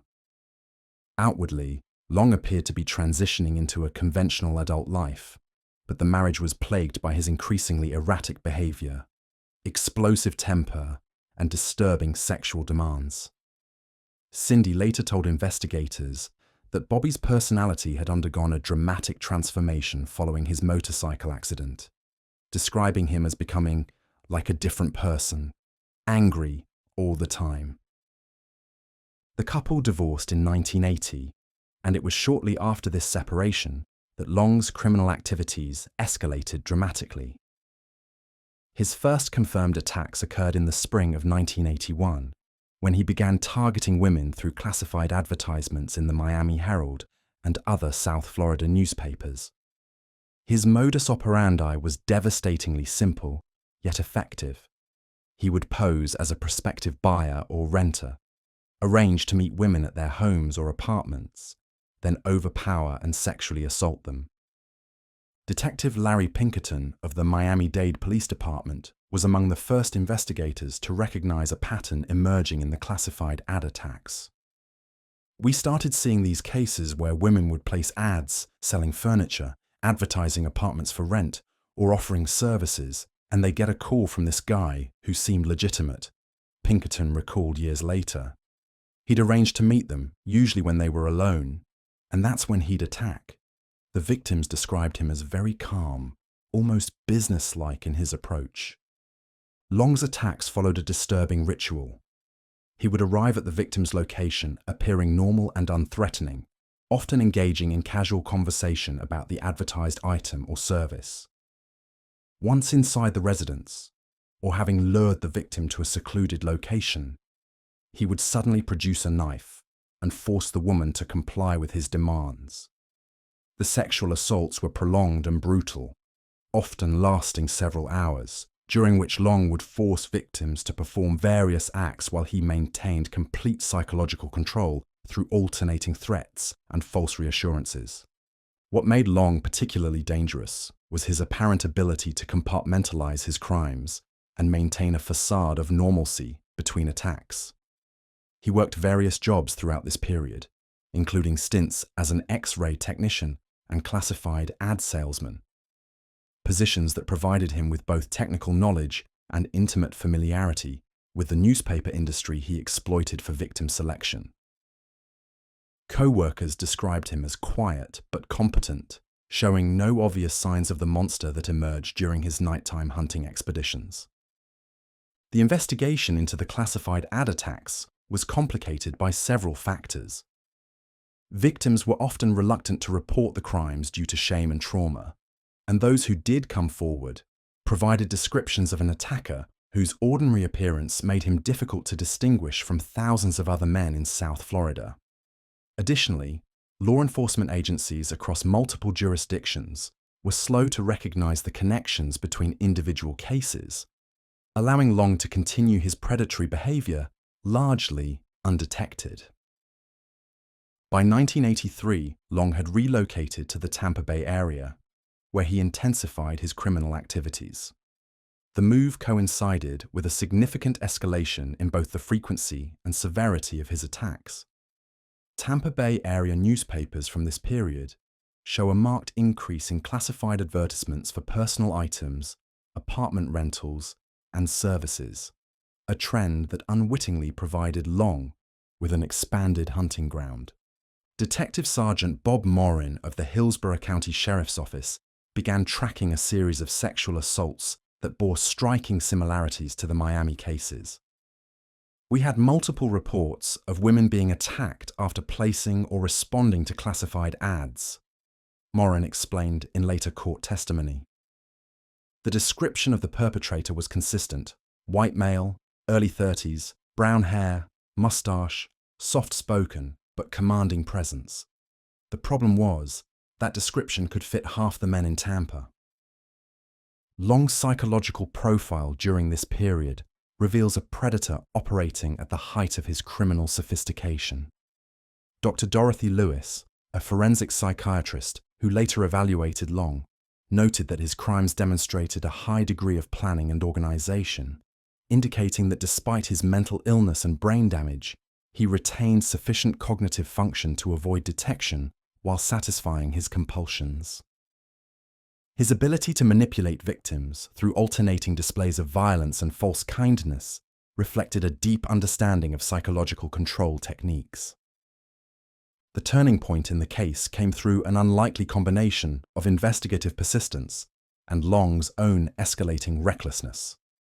On May 27, 1984, 22-year-old Lana Long, no relation, was found murdered in her Tampa apartment after failing to appear for work at a local department store.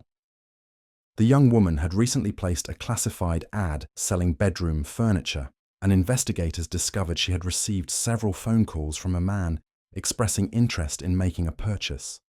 The murder scene revealed Long's evolving pathology. Unlike his previous attacks, which were primarily sexual assaults, this crime crossed the threshold into homicide. Forensic examination revealed that Lana had been sexually assaulted before being strangled with a ligature, indicating a significant escalation in Long's violent behavior. Detective Morin recognized the connection to the classified ad pattern immediately, but the investigation was further complicated by the lack of physical evidence at the crime scene. Throughout the summer of 1984, additional bodies began appearing across the Tampa Bay area, each bearing signatures that would eventually be linked to Bobby Joe Long. The victims were all young women who had either placed classified advertisements or responded to them, and forensic analysis revealed similar patterns of sexual assault and strangulation.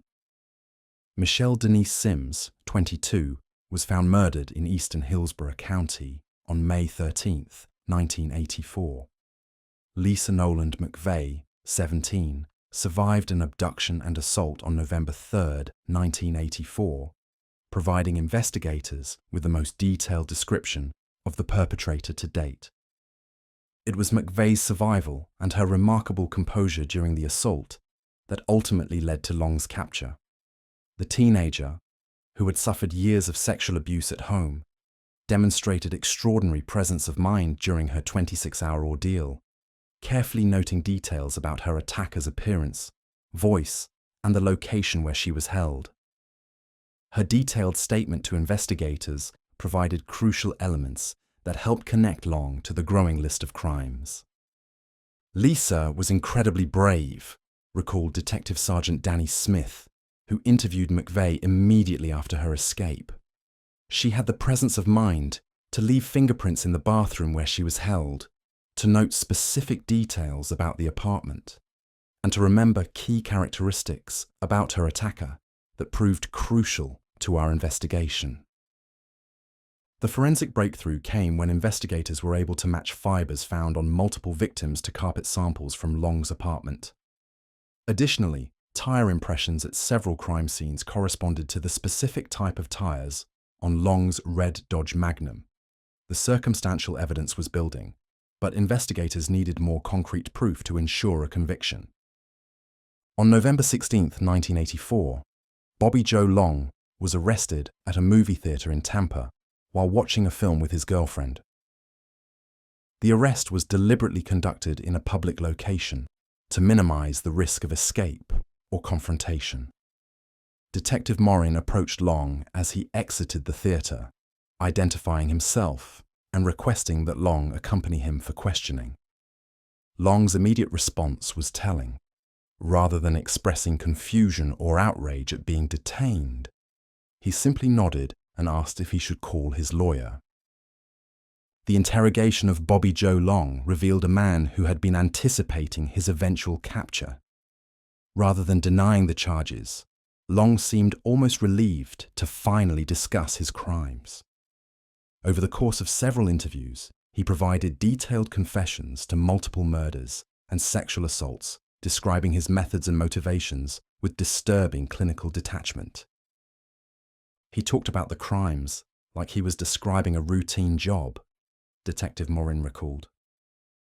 There was no emotion, no remorse, just a matter-of-fact recounting of what he had done to these women. It was one of the most chilling interviews I've ever conducted.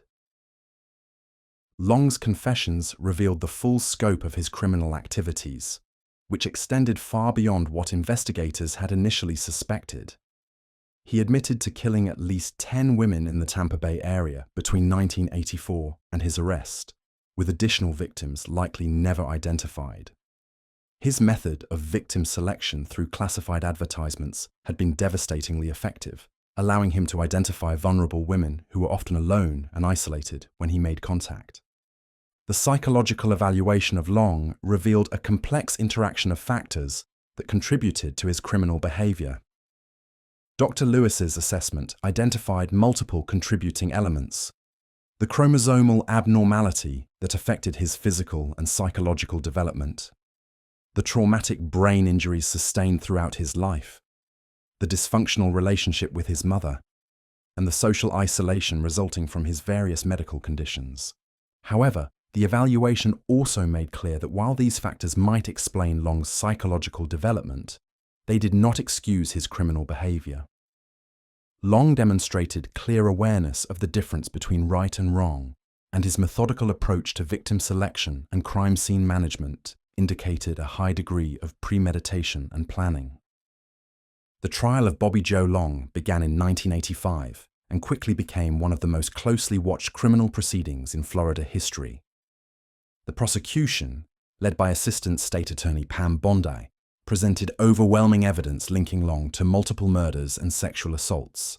The classified advertisement connection provided a clear modus operandi that demonstrated pattern and intent, while physical evidence, including fiber matches and tire impressions, placed Long at multiple crime scenes. The defense attempted to argue diminished capacity based on Long's medical history and traumatic brain injuries, but the prosecution successfully countered by highlighting the organized nature of his crimes and his ability to maintain normal relationships and employment between attacks. The testimony of survivor Lisa McVeigh proved particularly compelling as she described her ordeal in detail while maintaining direct eye contact with Long throughout her testimony. She was incredibly strong on the witness stand, recalled Prosecutor Bondi. Her testimony was not only crucial to the case from an evidentiary standpoint, but it also provided the jury with a clear picture of the calculated nature of Long's crimes. This wasn't random violence. It was predatory behavior that he had refined through practice. The jury deliberated for less than 4 hours before returning guilty verdicts on multiple counts of first-degree murder, sexual battery, and kidnapping. The penalty phase of the trial saw emotional testimony from family members of the victims, each describing the devastating impact of Long's crimes on their lives. The jury recommended death sentences for the murder convictions, which were subsequently imposed by the judge. Bobby Joe Long was executed by lethal injection at Florida State Prison on May 23, 2019, nearly 35 years after his arrest. His case had worked its way through multiple levels of appeals, with defense attorneys arguing various grounds for sentence reduction or reversal. However, the overwhelming evidence against Long and the particularly heinous nature of his crimes resulted in consistent affirmation of his death sentences throughout the appeals process. The Long case had lasting impacts on law enforcement procedures and victim safety awareness. Police departments across Florida began coordinating more effectively on cases involving classified advertisement-related crimes, recognizing that such patterns often indicated serial offenders operating across jurisdictional boundaries. Additionally, newspapers began publishing safety guidelines for individuals placing or responding to classified advertisements, recommendations that remain relevant in the digital age of online marketplaces. The investigation also highlighted the importance of survivor testimony in complex criminal cases.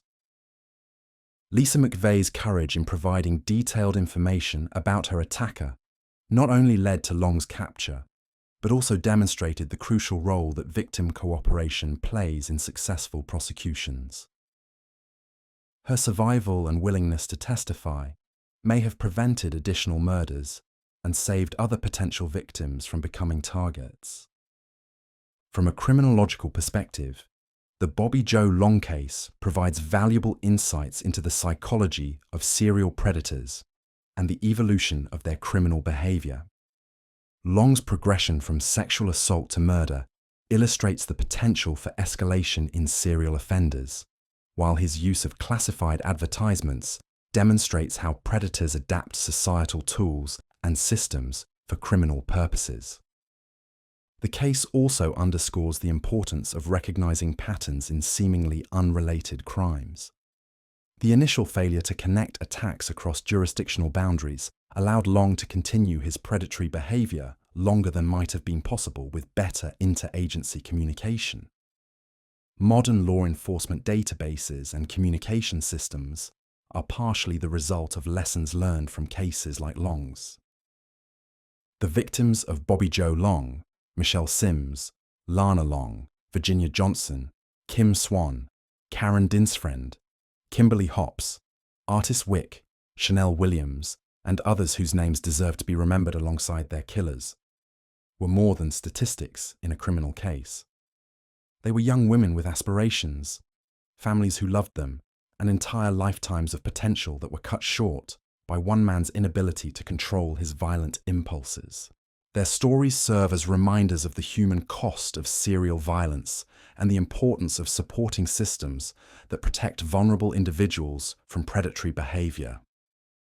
The classified advertisement method that Long employed was effective precisely because it exploited normal social and economic interactions, turning routine activities like apartment hunting or selling household items into potential danger zones.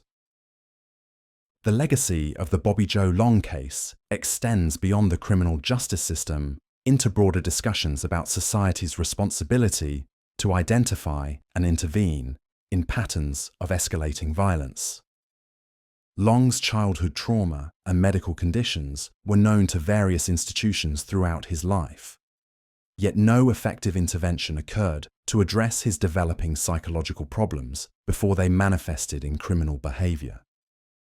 This raises complex questions about the balance between individual rights and public safety, the effectiveness of mental health treatment systems, and society's ability to identify potential threats before they become actual violence. While it would be simplistic to suggest that Long's crimes could have been prevented through early intervention, his case illustrates the importance of comprehensive approaches to addressing the multiple factors that can contribute to criminal behavior. The methodical nature of Long's crimes and his ability to maintain a facade of normalcy also highlights the limitations of traditional approaches to identifying dangerous individuals. Long was not an obviously unstable person ranting on street corners or displaying clear signs of mental illness. He was a quiet, seemingly ordinary man who held jobs, maintained relationships, and blended seamlessly into society while secretly planning and executing some of the most heinous crimes in Florida's history. This dichotomy between public persona and private behavior remains one of the most challenging aspects of identifying and apprehending serial offenders. The investigation into Long's crimes required painstaking detective work, careful analysis of seemingly unrelated incidents, and the courage of survivors willing to provide detailed testimony about traumatic experiences. The Tampa Bay area has never forgotten the terror that Bobby Joe Long brought to their community during those dark months in 1984.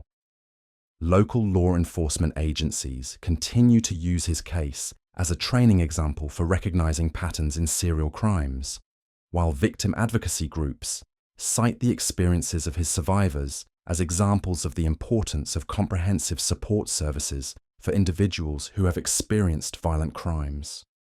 Today, more than 4 decades after Long began his criminal career, his case serves as both a historical example of investigative excellence and a sobering reminder of the capacity for evil that can lurk behind the most ordinary facades.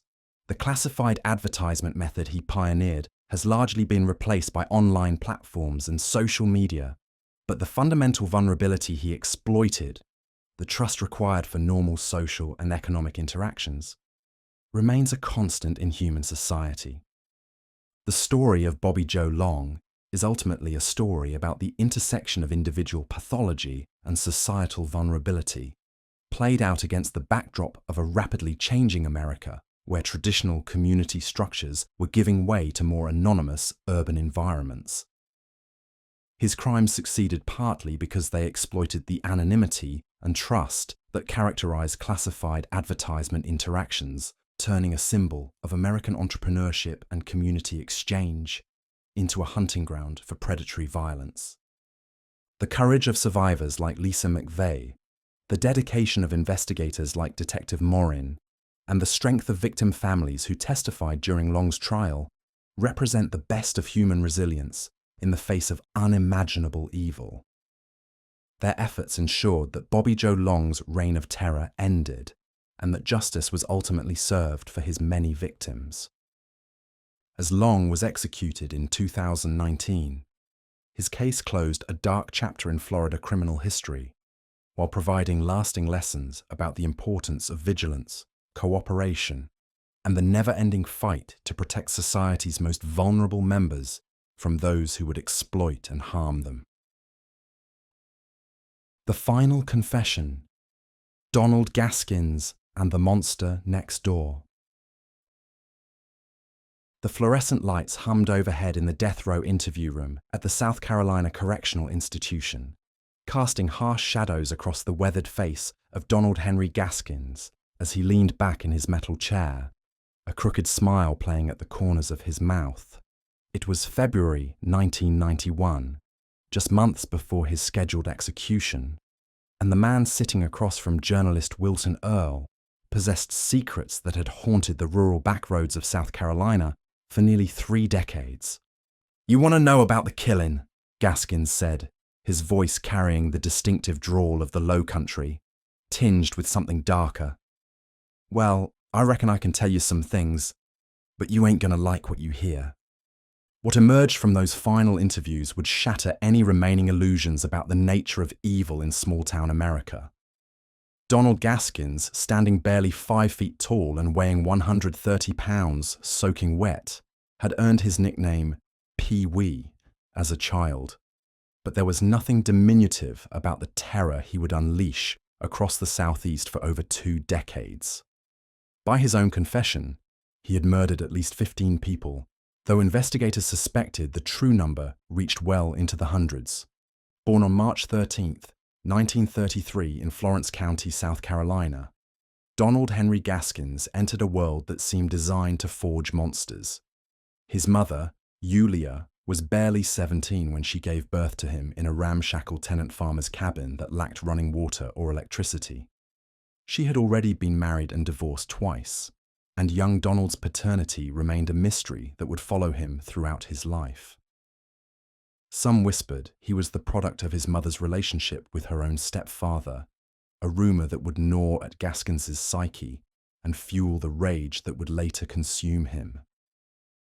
The Florence County of Gaskins's childhood was a harsh landscape of tobacco fields and pine forests, where poverty wasn't just an economic condition, but a way of life that ground down families generation after generation. Yulia worked as a tobacco picker and occasional prostitute, leaving her young son to fend for himself for days at a time. When she was home, she was often drunk, violent, and unpredictable. The beatings came without warning or reason, delivered with whatever implement was closest at hand: a belt, a switch, a cast-iron skillet. By age 11, Gaskins had already been branded a troublemaker by the local authorities. He was small for his age, with dark hair and eyes that seemed to hold secrets too heavy for a child to carry. His first arrest came for burglary when he was barely a teenager, and it marked the beginning of a pattern that would define his relationship with the law for the rest of his life. But it was in reform school where Donald Gaskins would receive his true education in violence. The John G. Richards Industrial School for Boys in Columbia, South Carolina, was supposed to rehabilitate wayward youth, but in the 1940s, it functioned more like a breeding ground for career criminals. Gaskins arrived there in 1946, a scared 13-year-old who stood out immediately as prey among the older, more established inmates. What happened to him in those dormitories at night would later be recounted in his confessions with a matter-of-fact brutality that chilled even seasoned investigators. "They called me Pee-wee because I was so small," he would later tell authorities. "But they also called me other things I don't like to remember. They did things to me that no boy should have done to him, and I swore that someday I'd make them all pay." The sexual abuse he endured at reform school became a defining trauma that would shape his relationship with power, control, and violence for the rest of his life. When he was finally released in 1951, at age 18, Donald Gaskins had transformed from a scared small boy into something altogether more dangerous. The institution had taught him that violence was the ultimate currency, and that those who couldn't protect themselves deserved whatever happened to them. His first adult conviction came quickly: armed robbery in 1952, which earned him a 6-year sentence at the South Carolina State Penitentiary. But prison, rather than rehabilitating him, only refined his criminal skills and deepened his resentment towards society. He learned to fight with makeshift weapons, to manipulate other inmates, and most importantly, to hide his time until the right moment to strike. Upon his release in 1961, Gaskins returned to Florence County, but the rural community that had shaped his childhood now seemed like foreign territory. The old social hierarchies remained intact: wealthy landowners at the top, poor whites like himself scratching out an existence in the middle, and black families firmly relegated to the bottom. But Gaskins had developed his own hierarchy, one based purely on his ability to inflict pain and fear.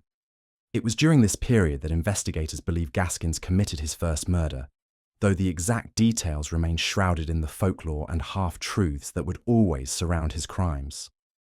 What is known is that sometime in the early 1960s, a drifter who had been staying at a local boarding house simply vanished. The man had no family, no permanent address, and no one to report him missing. It was the perfect victim for someone learning to kill, and Gaskins would later boast that he had discovered something profound in that first murder: a sense of absolute power that nothing else in his life had ever provided. "The first time you kill someone," he would later reflect with disturbing calm, "you realize that everything else is just pretend. All the rules, all the things they tell you about right and wrong, it's all just stories to keep people in line. But when you take a life, you become like God. You decide who lives and who dies." By the mid-1960s, Gaskins had established himself as a small-time criminal entrepreneur, running gambling operations, selling bootleg liquor, and dealing in stolen goods throughout the rural counties of South Carolina. He had married and divorced multiple times, leaving behind a trail of broken relationships and terrified former wives who whispered stories about his violent temper and bizarre sexual demands. To the outside world, he appeared to be nothing more than another petty criminal in a region full of them, but those closest to him began to sense something darker lurking beneath his folksy exterior. His victims during this period were chosen with calculated precision. Drifters, hitchhikers, prostitutes, and runaway teenagers, people whose disappearances wouldn't trigger intensive police investigations. The rural landscape of South Carolina provided the perfect hunting ground, with its endless stretches of swampland, abandoned farmhouses, and dense forests where bodies could be hidden for decades. Martha Dix was 17 years old when she made the fatal mistake of accepting a ride from Donald Gaskins on a humid summer evening in 1969. She'd been walking along Highway 301 near Florence, trying to get home after her car broke down, when a small man in a pickup truck pulled over and offered assistance. Witnesses later described seeing her get into the passenger seat, but Martha Dix was never seen alive again. When her body was discovered 3 months later in a shallow grave near the PD River, the condition of the remains told a story of unimaginable suffering. The medical examiner's report, filed away in the Florence County Sheriff's Department archives, documented evidence of prolonged torture, sexual assault, and eventually death by strangulation. But in 1969, forensic science was still in its infancy, and the investigation stalled quickly when no solid leads emerged. Gaskins had chosen his victim perfectly. Martha came from a poor family with limited resources to pressure law enforcement, and her lifestyle, she had been known to hitchhike and stay out late, made it easy for investigators to dismiss her death as the unfortunate result of risky behavior. The case file gathered dust while Gaskins continued to perfect his methods. The early 1970s marked the beginning of what Gaskins would later refer to as his serious work. He had purchased a remote property in Prospect, South Carolina, a collection of rundown buildings surrounded by dense woodland that provided the perfect location for his increasingly elaborate crimes. Neighbors were few and far between, and those who lived nearby had learned to mind their own business when it came to the strange activities at the Gaskins place. It was here that he constructed what he called his torture chamber, a soundproofed outbuilding where he could take his time with victims without fear of discovery. The structure, which would later be examined in horrifying detail by FBI behavioral analysts, revealed the mind of someone who had transformed killing from an impulsive act into a carefully orchestrated ritual. Kim Gelkins was 13 years old when she disappeared from her home in Florence in September 1970. She had last been seen walking to a friend's house after school, but she never arrived. The massive search that followed involved hundreds of volunteers and every available law enforcement officer in the county, but Kim seemed to have simply vanished into thin air. What those searchers didn't know was that Kim was being held at Gaskins's property, subjected to weeks of torture and abuse before finally being murdered. Years later, when Gaskins eventually confessed to her killing, he described the crime with a chilling attention to detail that left even hardened investigators nauseated. He had kept her alive for 26 days, he claimed, using her suffering as a form of entertainment. The pattern continued throughout the early 1970s. Dennis Bellamy, a 28-year-old mechanic, disappeared after getting into an argument with Gaskins at a local bar. Doreen Dempsey, a 19-year-old waitress, vanished while walking home from work. Johnny Knight, a 15-year-old runaway, was last seen accepting a ride from a small man in a pickup truck. Each disappearance was investigated separately, with different detectives handling different cases across multiple jurisdictions. The rural law enforcement agencies of South Carolina in the 1970s lacked the resources and coordination necessary to identify the pattern that was emerging. Gaskins understood this weakness in the system and exploited it ruthlessly, carefully spacing his crimes across county lines and choosing victims from different social circles to avoid detection. But it was the murders of the Dent family in November 1973 that finally brought Gaskins to the attention of serious investigators. Dennis Dent, his wife Janice, and their 2 young children had been driving through rural Williamsburg County when their car broke down on a remote stretch of highway. A passing motorist later reported seeing them talking to a small man beside a pickup truck, but the family was never seen alive again. When their bodies were discovered in a marshy area 3 weeks later, the brutality of the crime scene shocked even experienced homicide detectives. The entire family had been tortured before being killed, and evidence suggested that Gaskins had forced them to watch as he murdered each family member in turn. It was a level of sadistic cruelty that transcended typical criminal behavior and entered the realm of pure evil. The investigation into the Dent family murders was led by Detective Captain Robert Johnson of the South Carolina Law Enforcement Division, a veteran investigator who had seen his share of violent crime, but nothing quite like this. Johnson was methodical and persistent, qualities that would eventually prove crucial in building the case against Gaskins. What struck me about these murders was the level of planning involved, Johnson would later testify. This wasn't a robbery gone wrong or a crime of passion.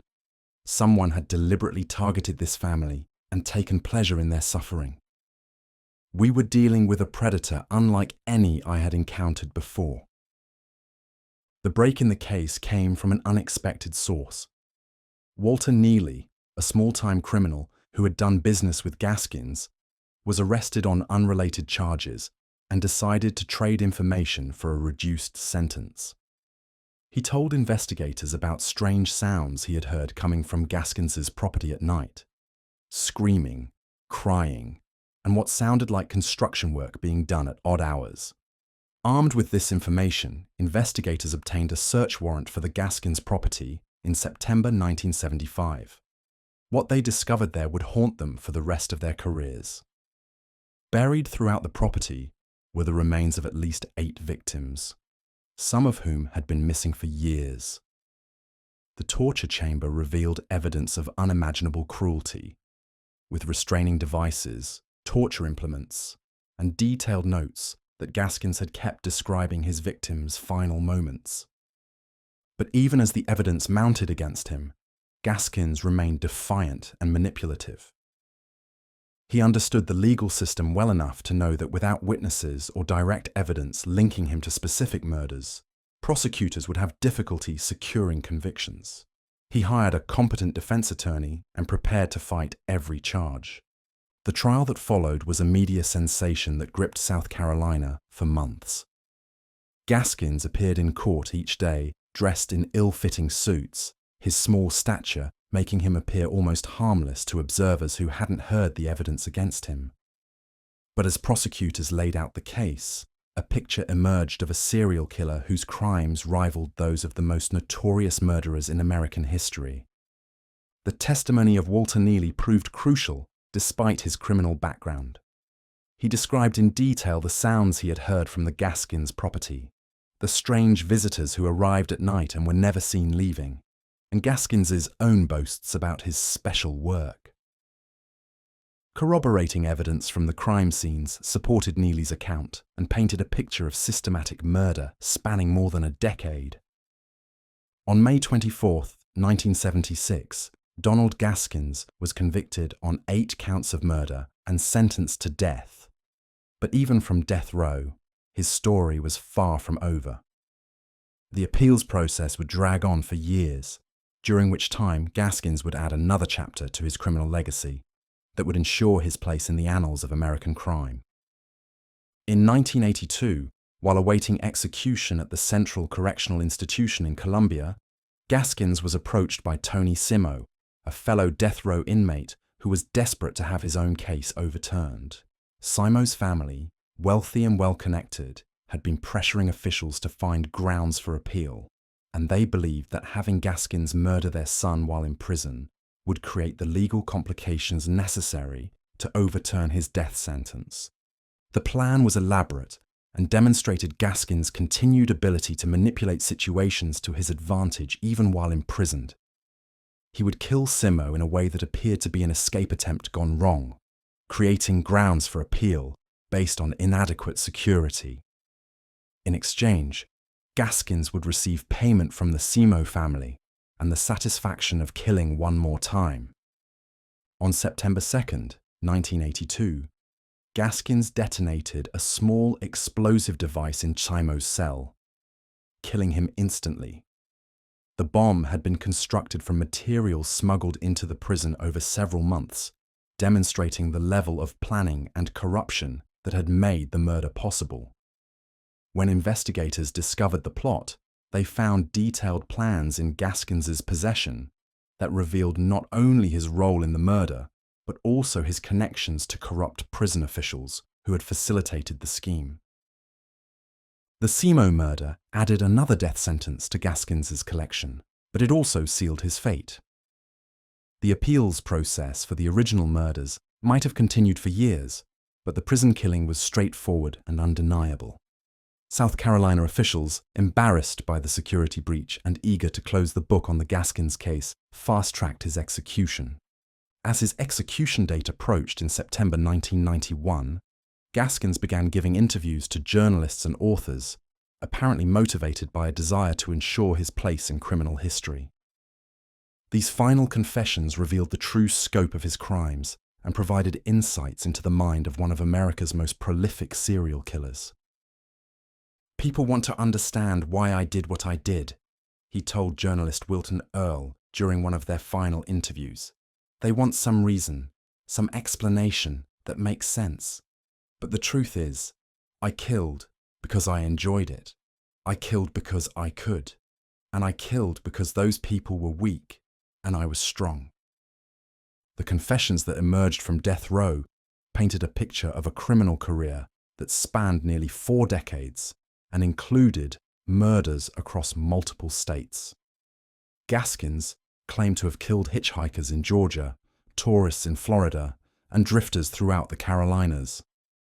He described elaborate disposal methods, including feeding bodies to alligators in remote swamps and dissolving remains in acid baths.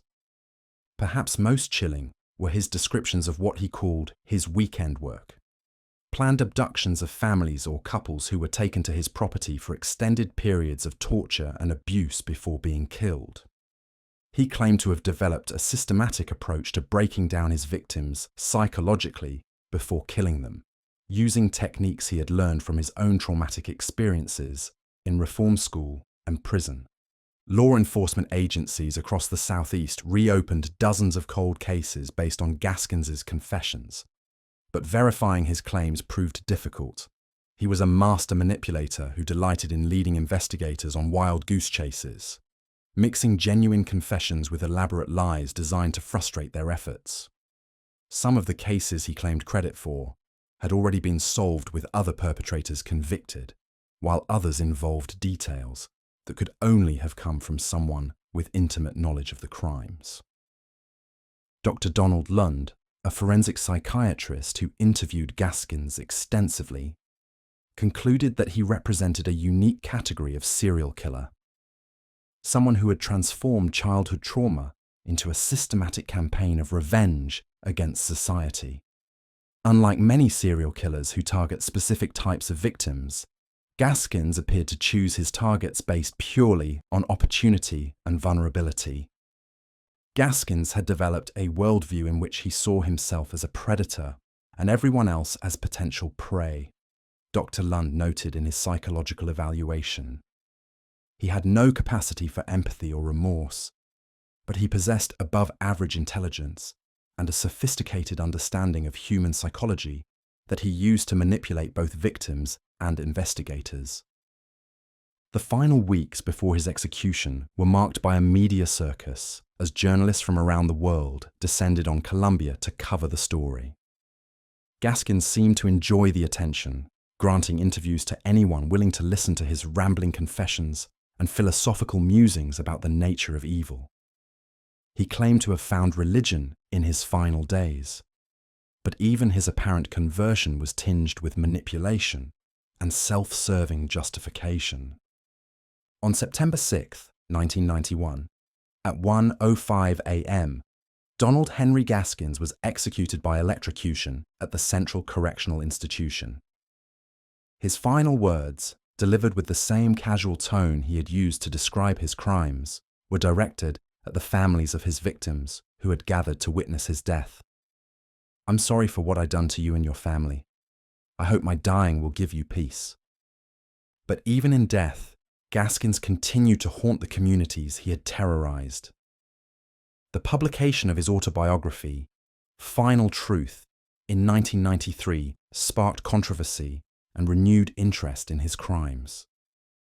The book, ghostwritten from his death row interviews, contained detailed descriptions of murders that had never been officially solved, reigniting investigations and reopening old wounds for victims' families. More disturbing were the copycat crimes that followed in the wake of the book's publication. Several murders across the southeast bore striking similarities to techniques described in Gaskins's confessions, suggesting that his detailed accounts of torture and murder had inspired others to follow in his footsteps. Law enforcement agencies found themselves dealing with the Gaskins legacy long after his execution. The impact of the Gaskins case extended far beyond the immediate victims and their families. It exposed fundamental flaws in rural law enforcement coordination and highlighted the vulnerability of marginalized populations to predators who understood how to exploit systemic weaknesses. The case led to significant changes in how missing persons cases were handled across multiple jurisdictions and contributed to the development of computerized databases that allowed agencies to share information more effectively. For the residents of rural South Carolina, the Gaskins case shattered the illusion of small-town safety that had long defined their communities. The realization that such evil could flourish undetected in their midst, for decades, forced a reckoning with uncomfortable truths about social hierarchies, economic inequality, and the ways in which certain victims were deemed less worthy of protection than others. The families of his victims continue to grapple with the lasting impact of his crimes. Many have spoken about the difficulty of finding closure when so many questions remain unanswered. Gaskins took the truth about numerous unsolved cases to his grave, leaving behind a legacy of pain and uncertainty that persists to this day. Today, more than 3 decades after his execution, Donald Gaskins remains a subject of fascination for criminologists, psychologists, and true crime enthusiasts. His case is studied in law enforcement academies as an example of how serial killers can exploit jurisdictional boundaries and social prejudices to avoid detection. His detailed confessions continue to provide insights into the mind of a killer who combined intelligence, cunning, and an absolute lack of conscience in ways that challenge conventional understanding of criminal behavior. The rural highways and backroads of South Carolina, where Gaskins hunted his victims, remain largely unchanged, but they now carry the weight of history and the knowledge of what can lurk behind familiar facades. His story serves as a reminder that evil rarely announces itself with obvious signs, but instead often hides behind the mask of the ordinary, waiting for the right moment to reveal its true nature. In the end, Donald Pee Wee Gaskins represents more than just another entry in the catalogue of American serial killers. His crimes expose the uncomfortable truth that monsters are not born in isolation, but are created by the intersection of personal trauma, social neglect, and systemic failures that allow predators to operate with impunity. His legacy is a challenge to society to examine not just how we catch killers, but how we might prevent them from being created in the first place. The fluorescent lights that illuminated his final interviews have long since been turned off, and the death row cell where he spent his final years has housed other condemned men. But the questions raised by his crimes continue to resonate, serving as a permanent reminder of humanity's capacity for both ultimate evil and the persistent hope for justice, however delayed it might be.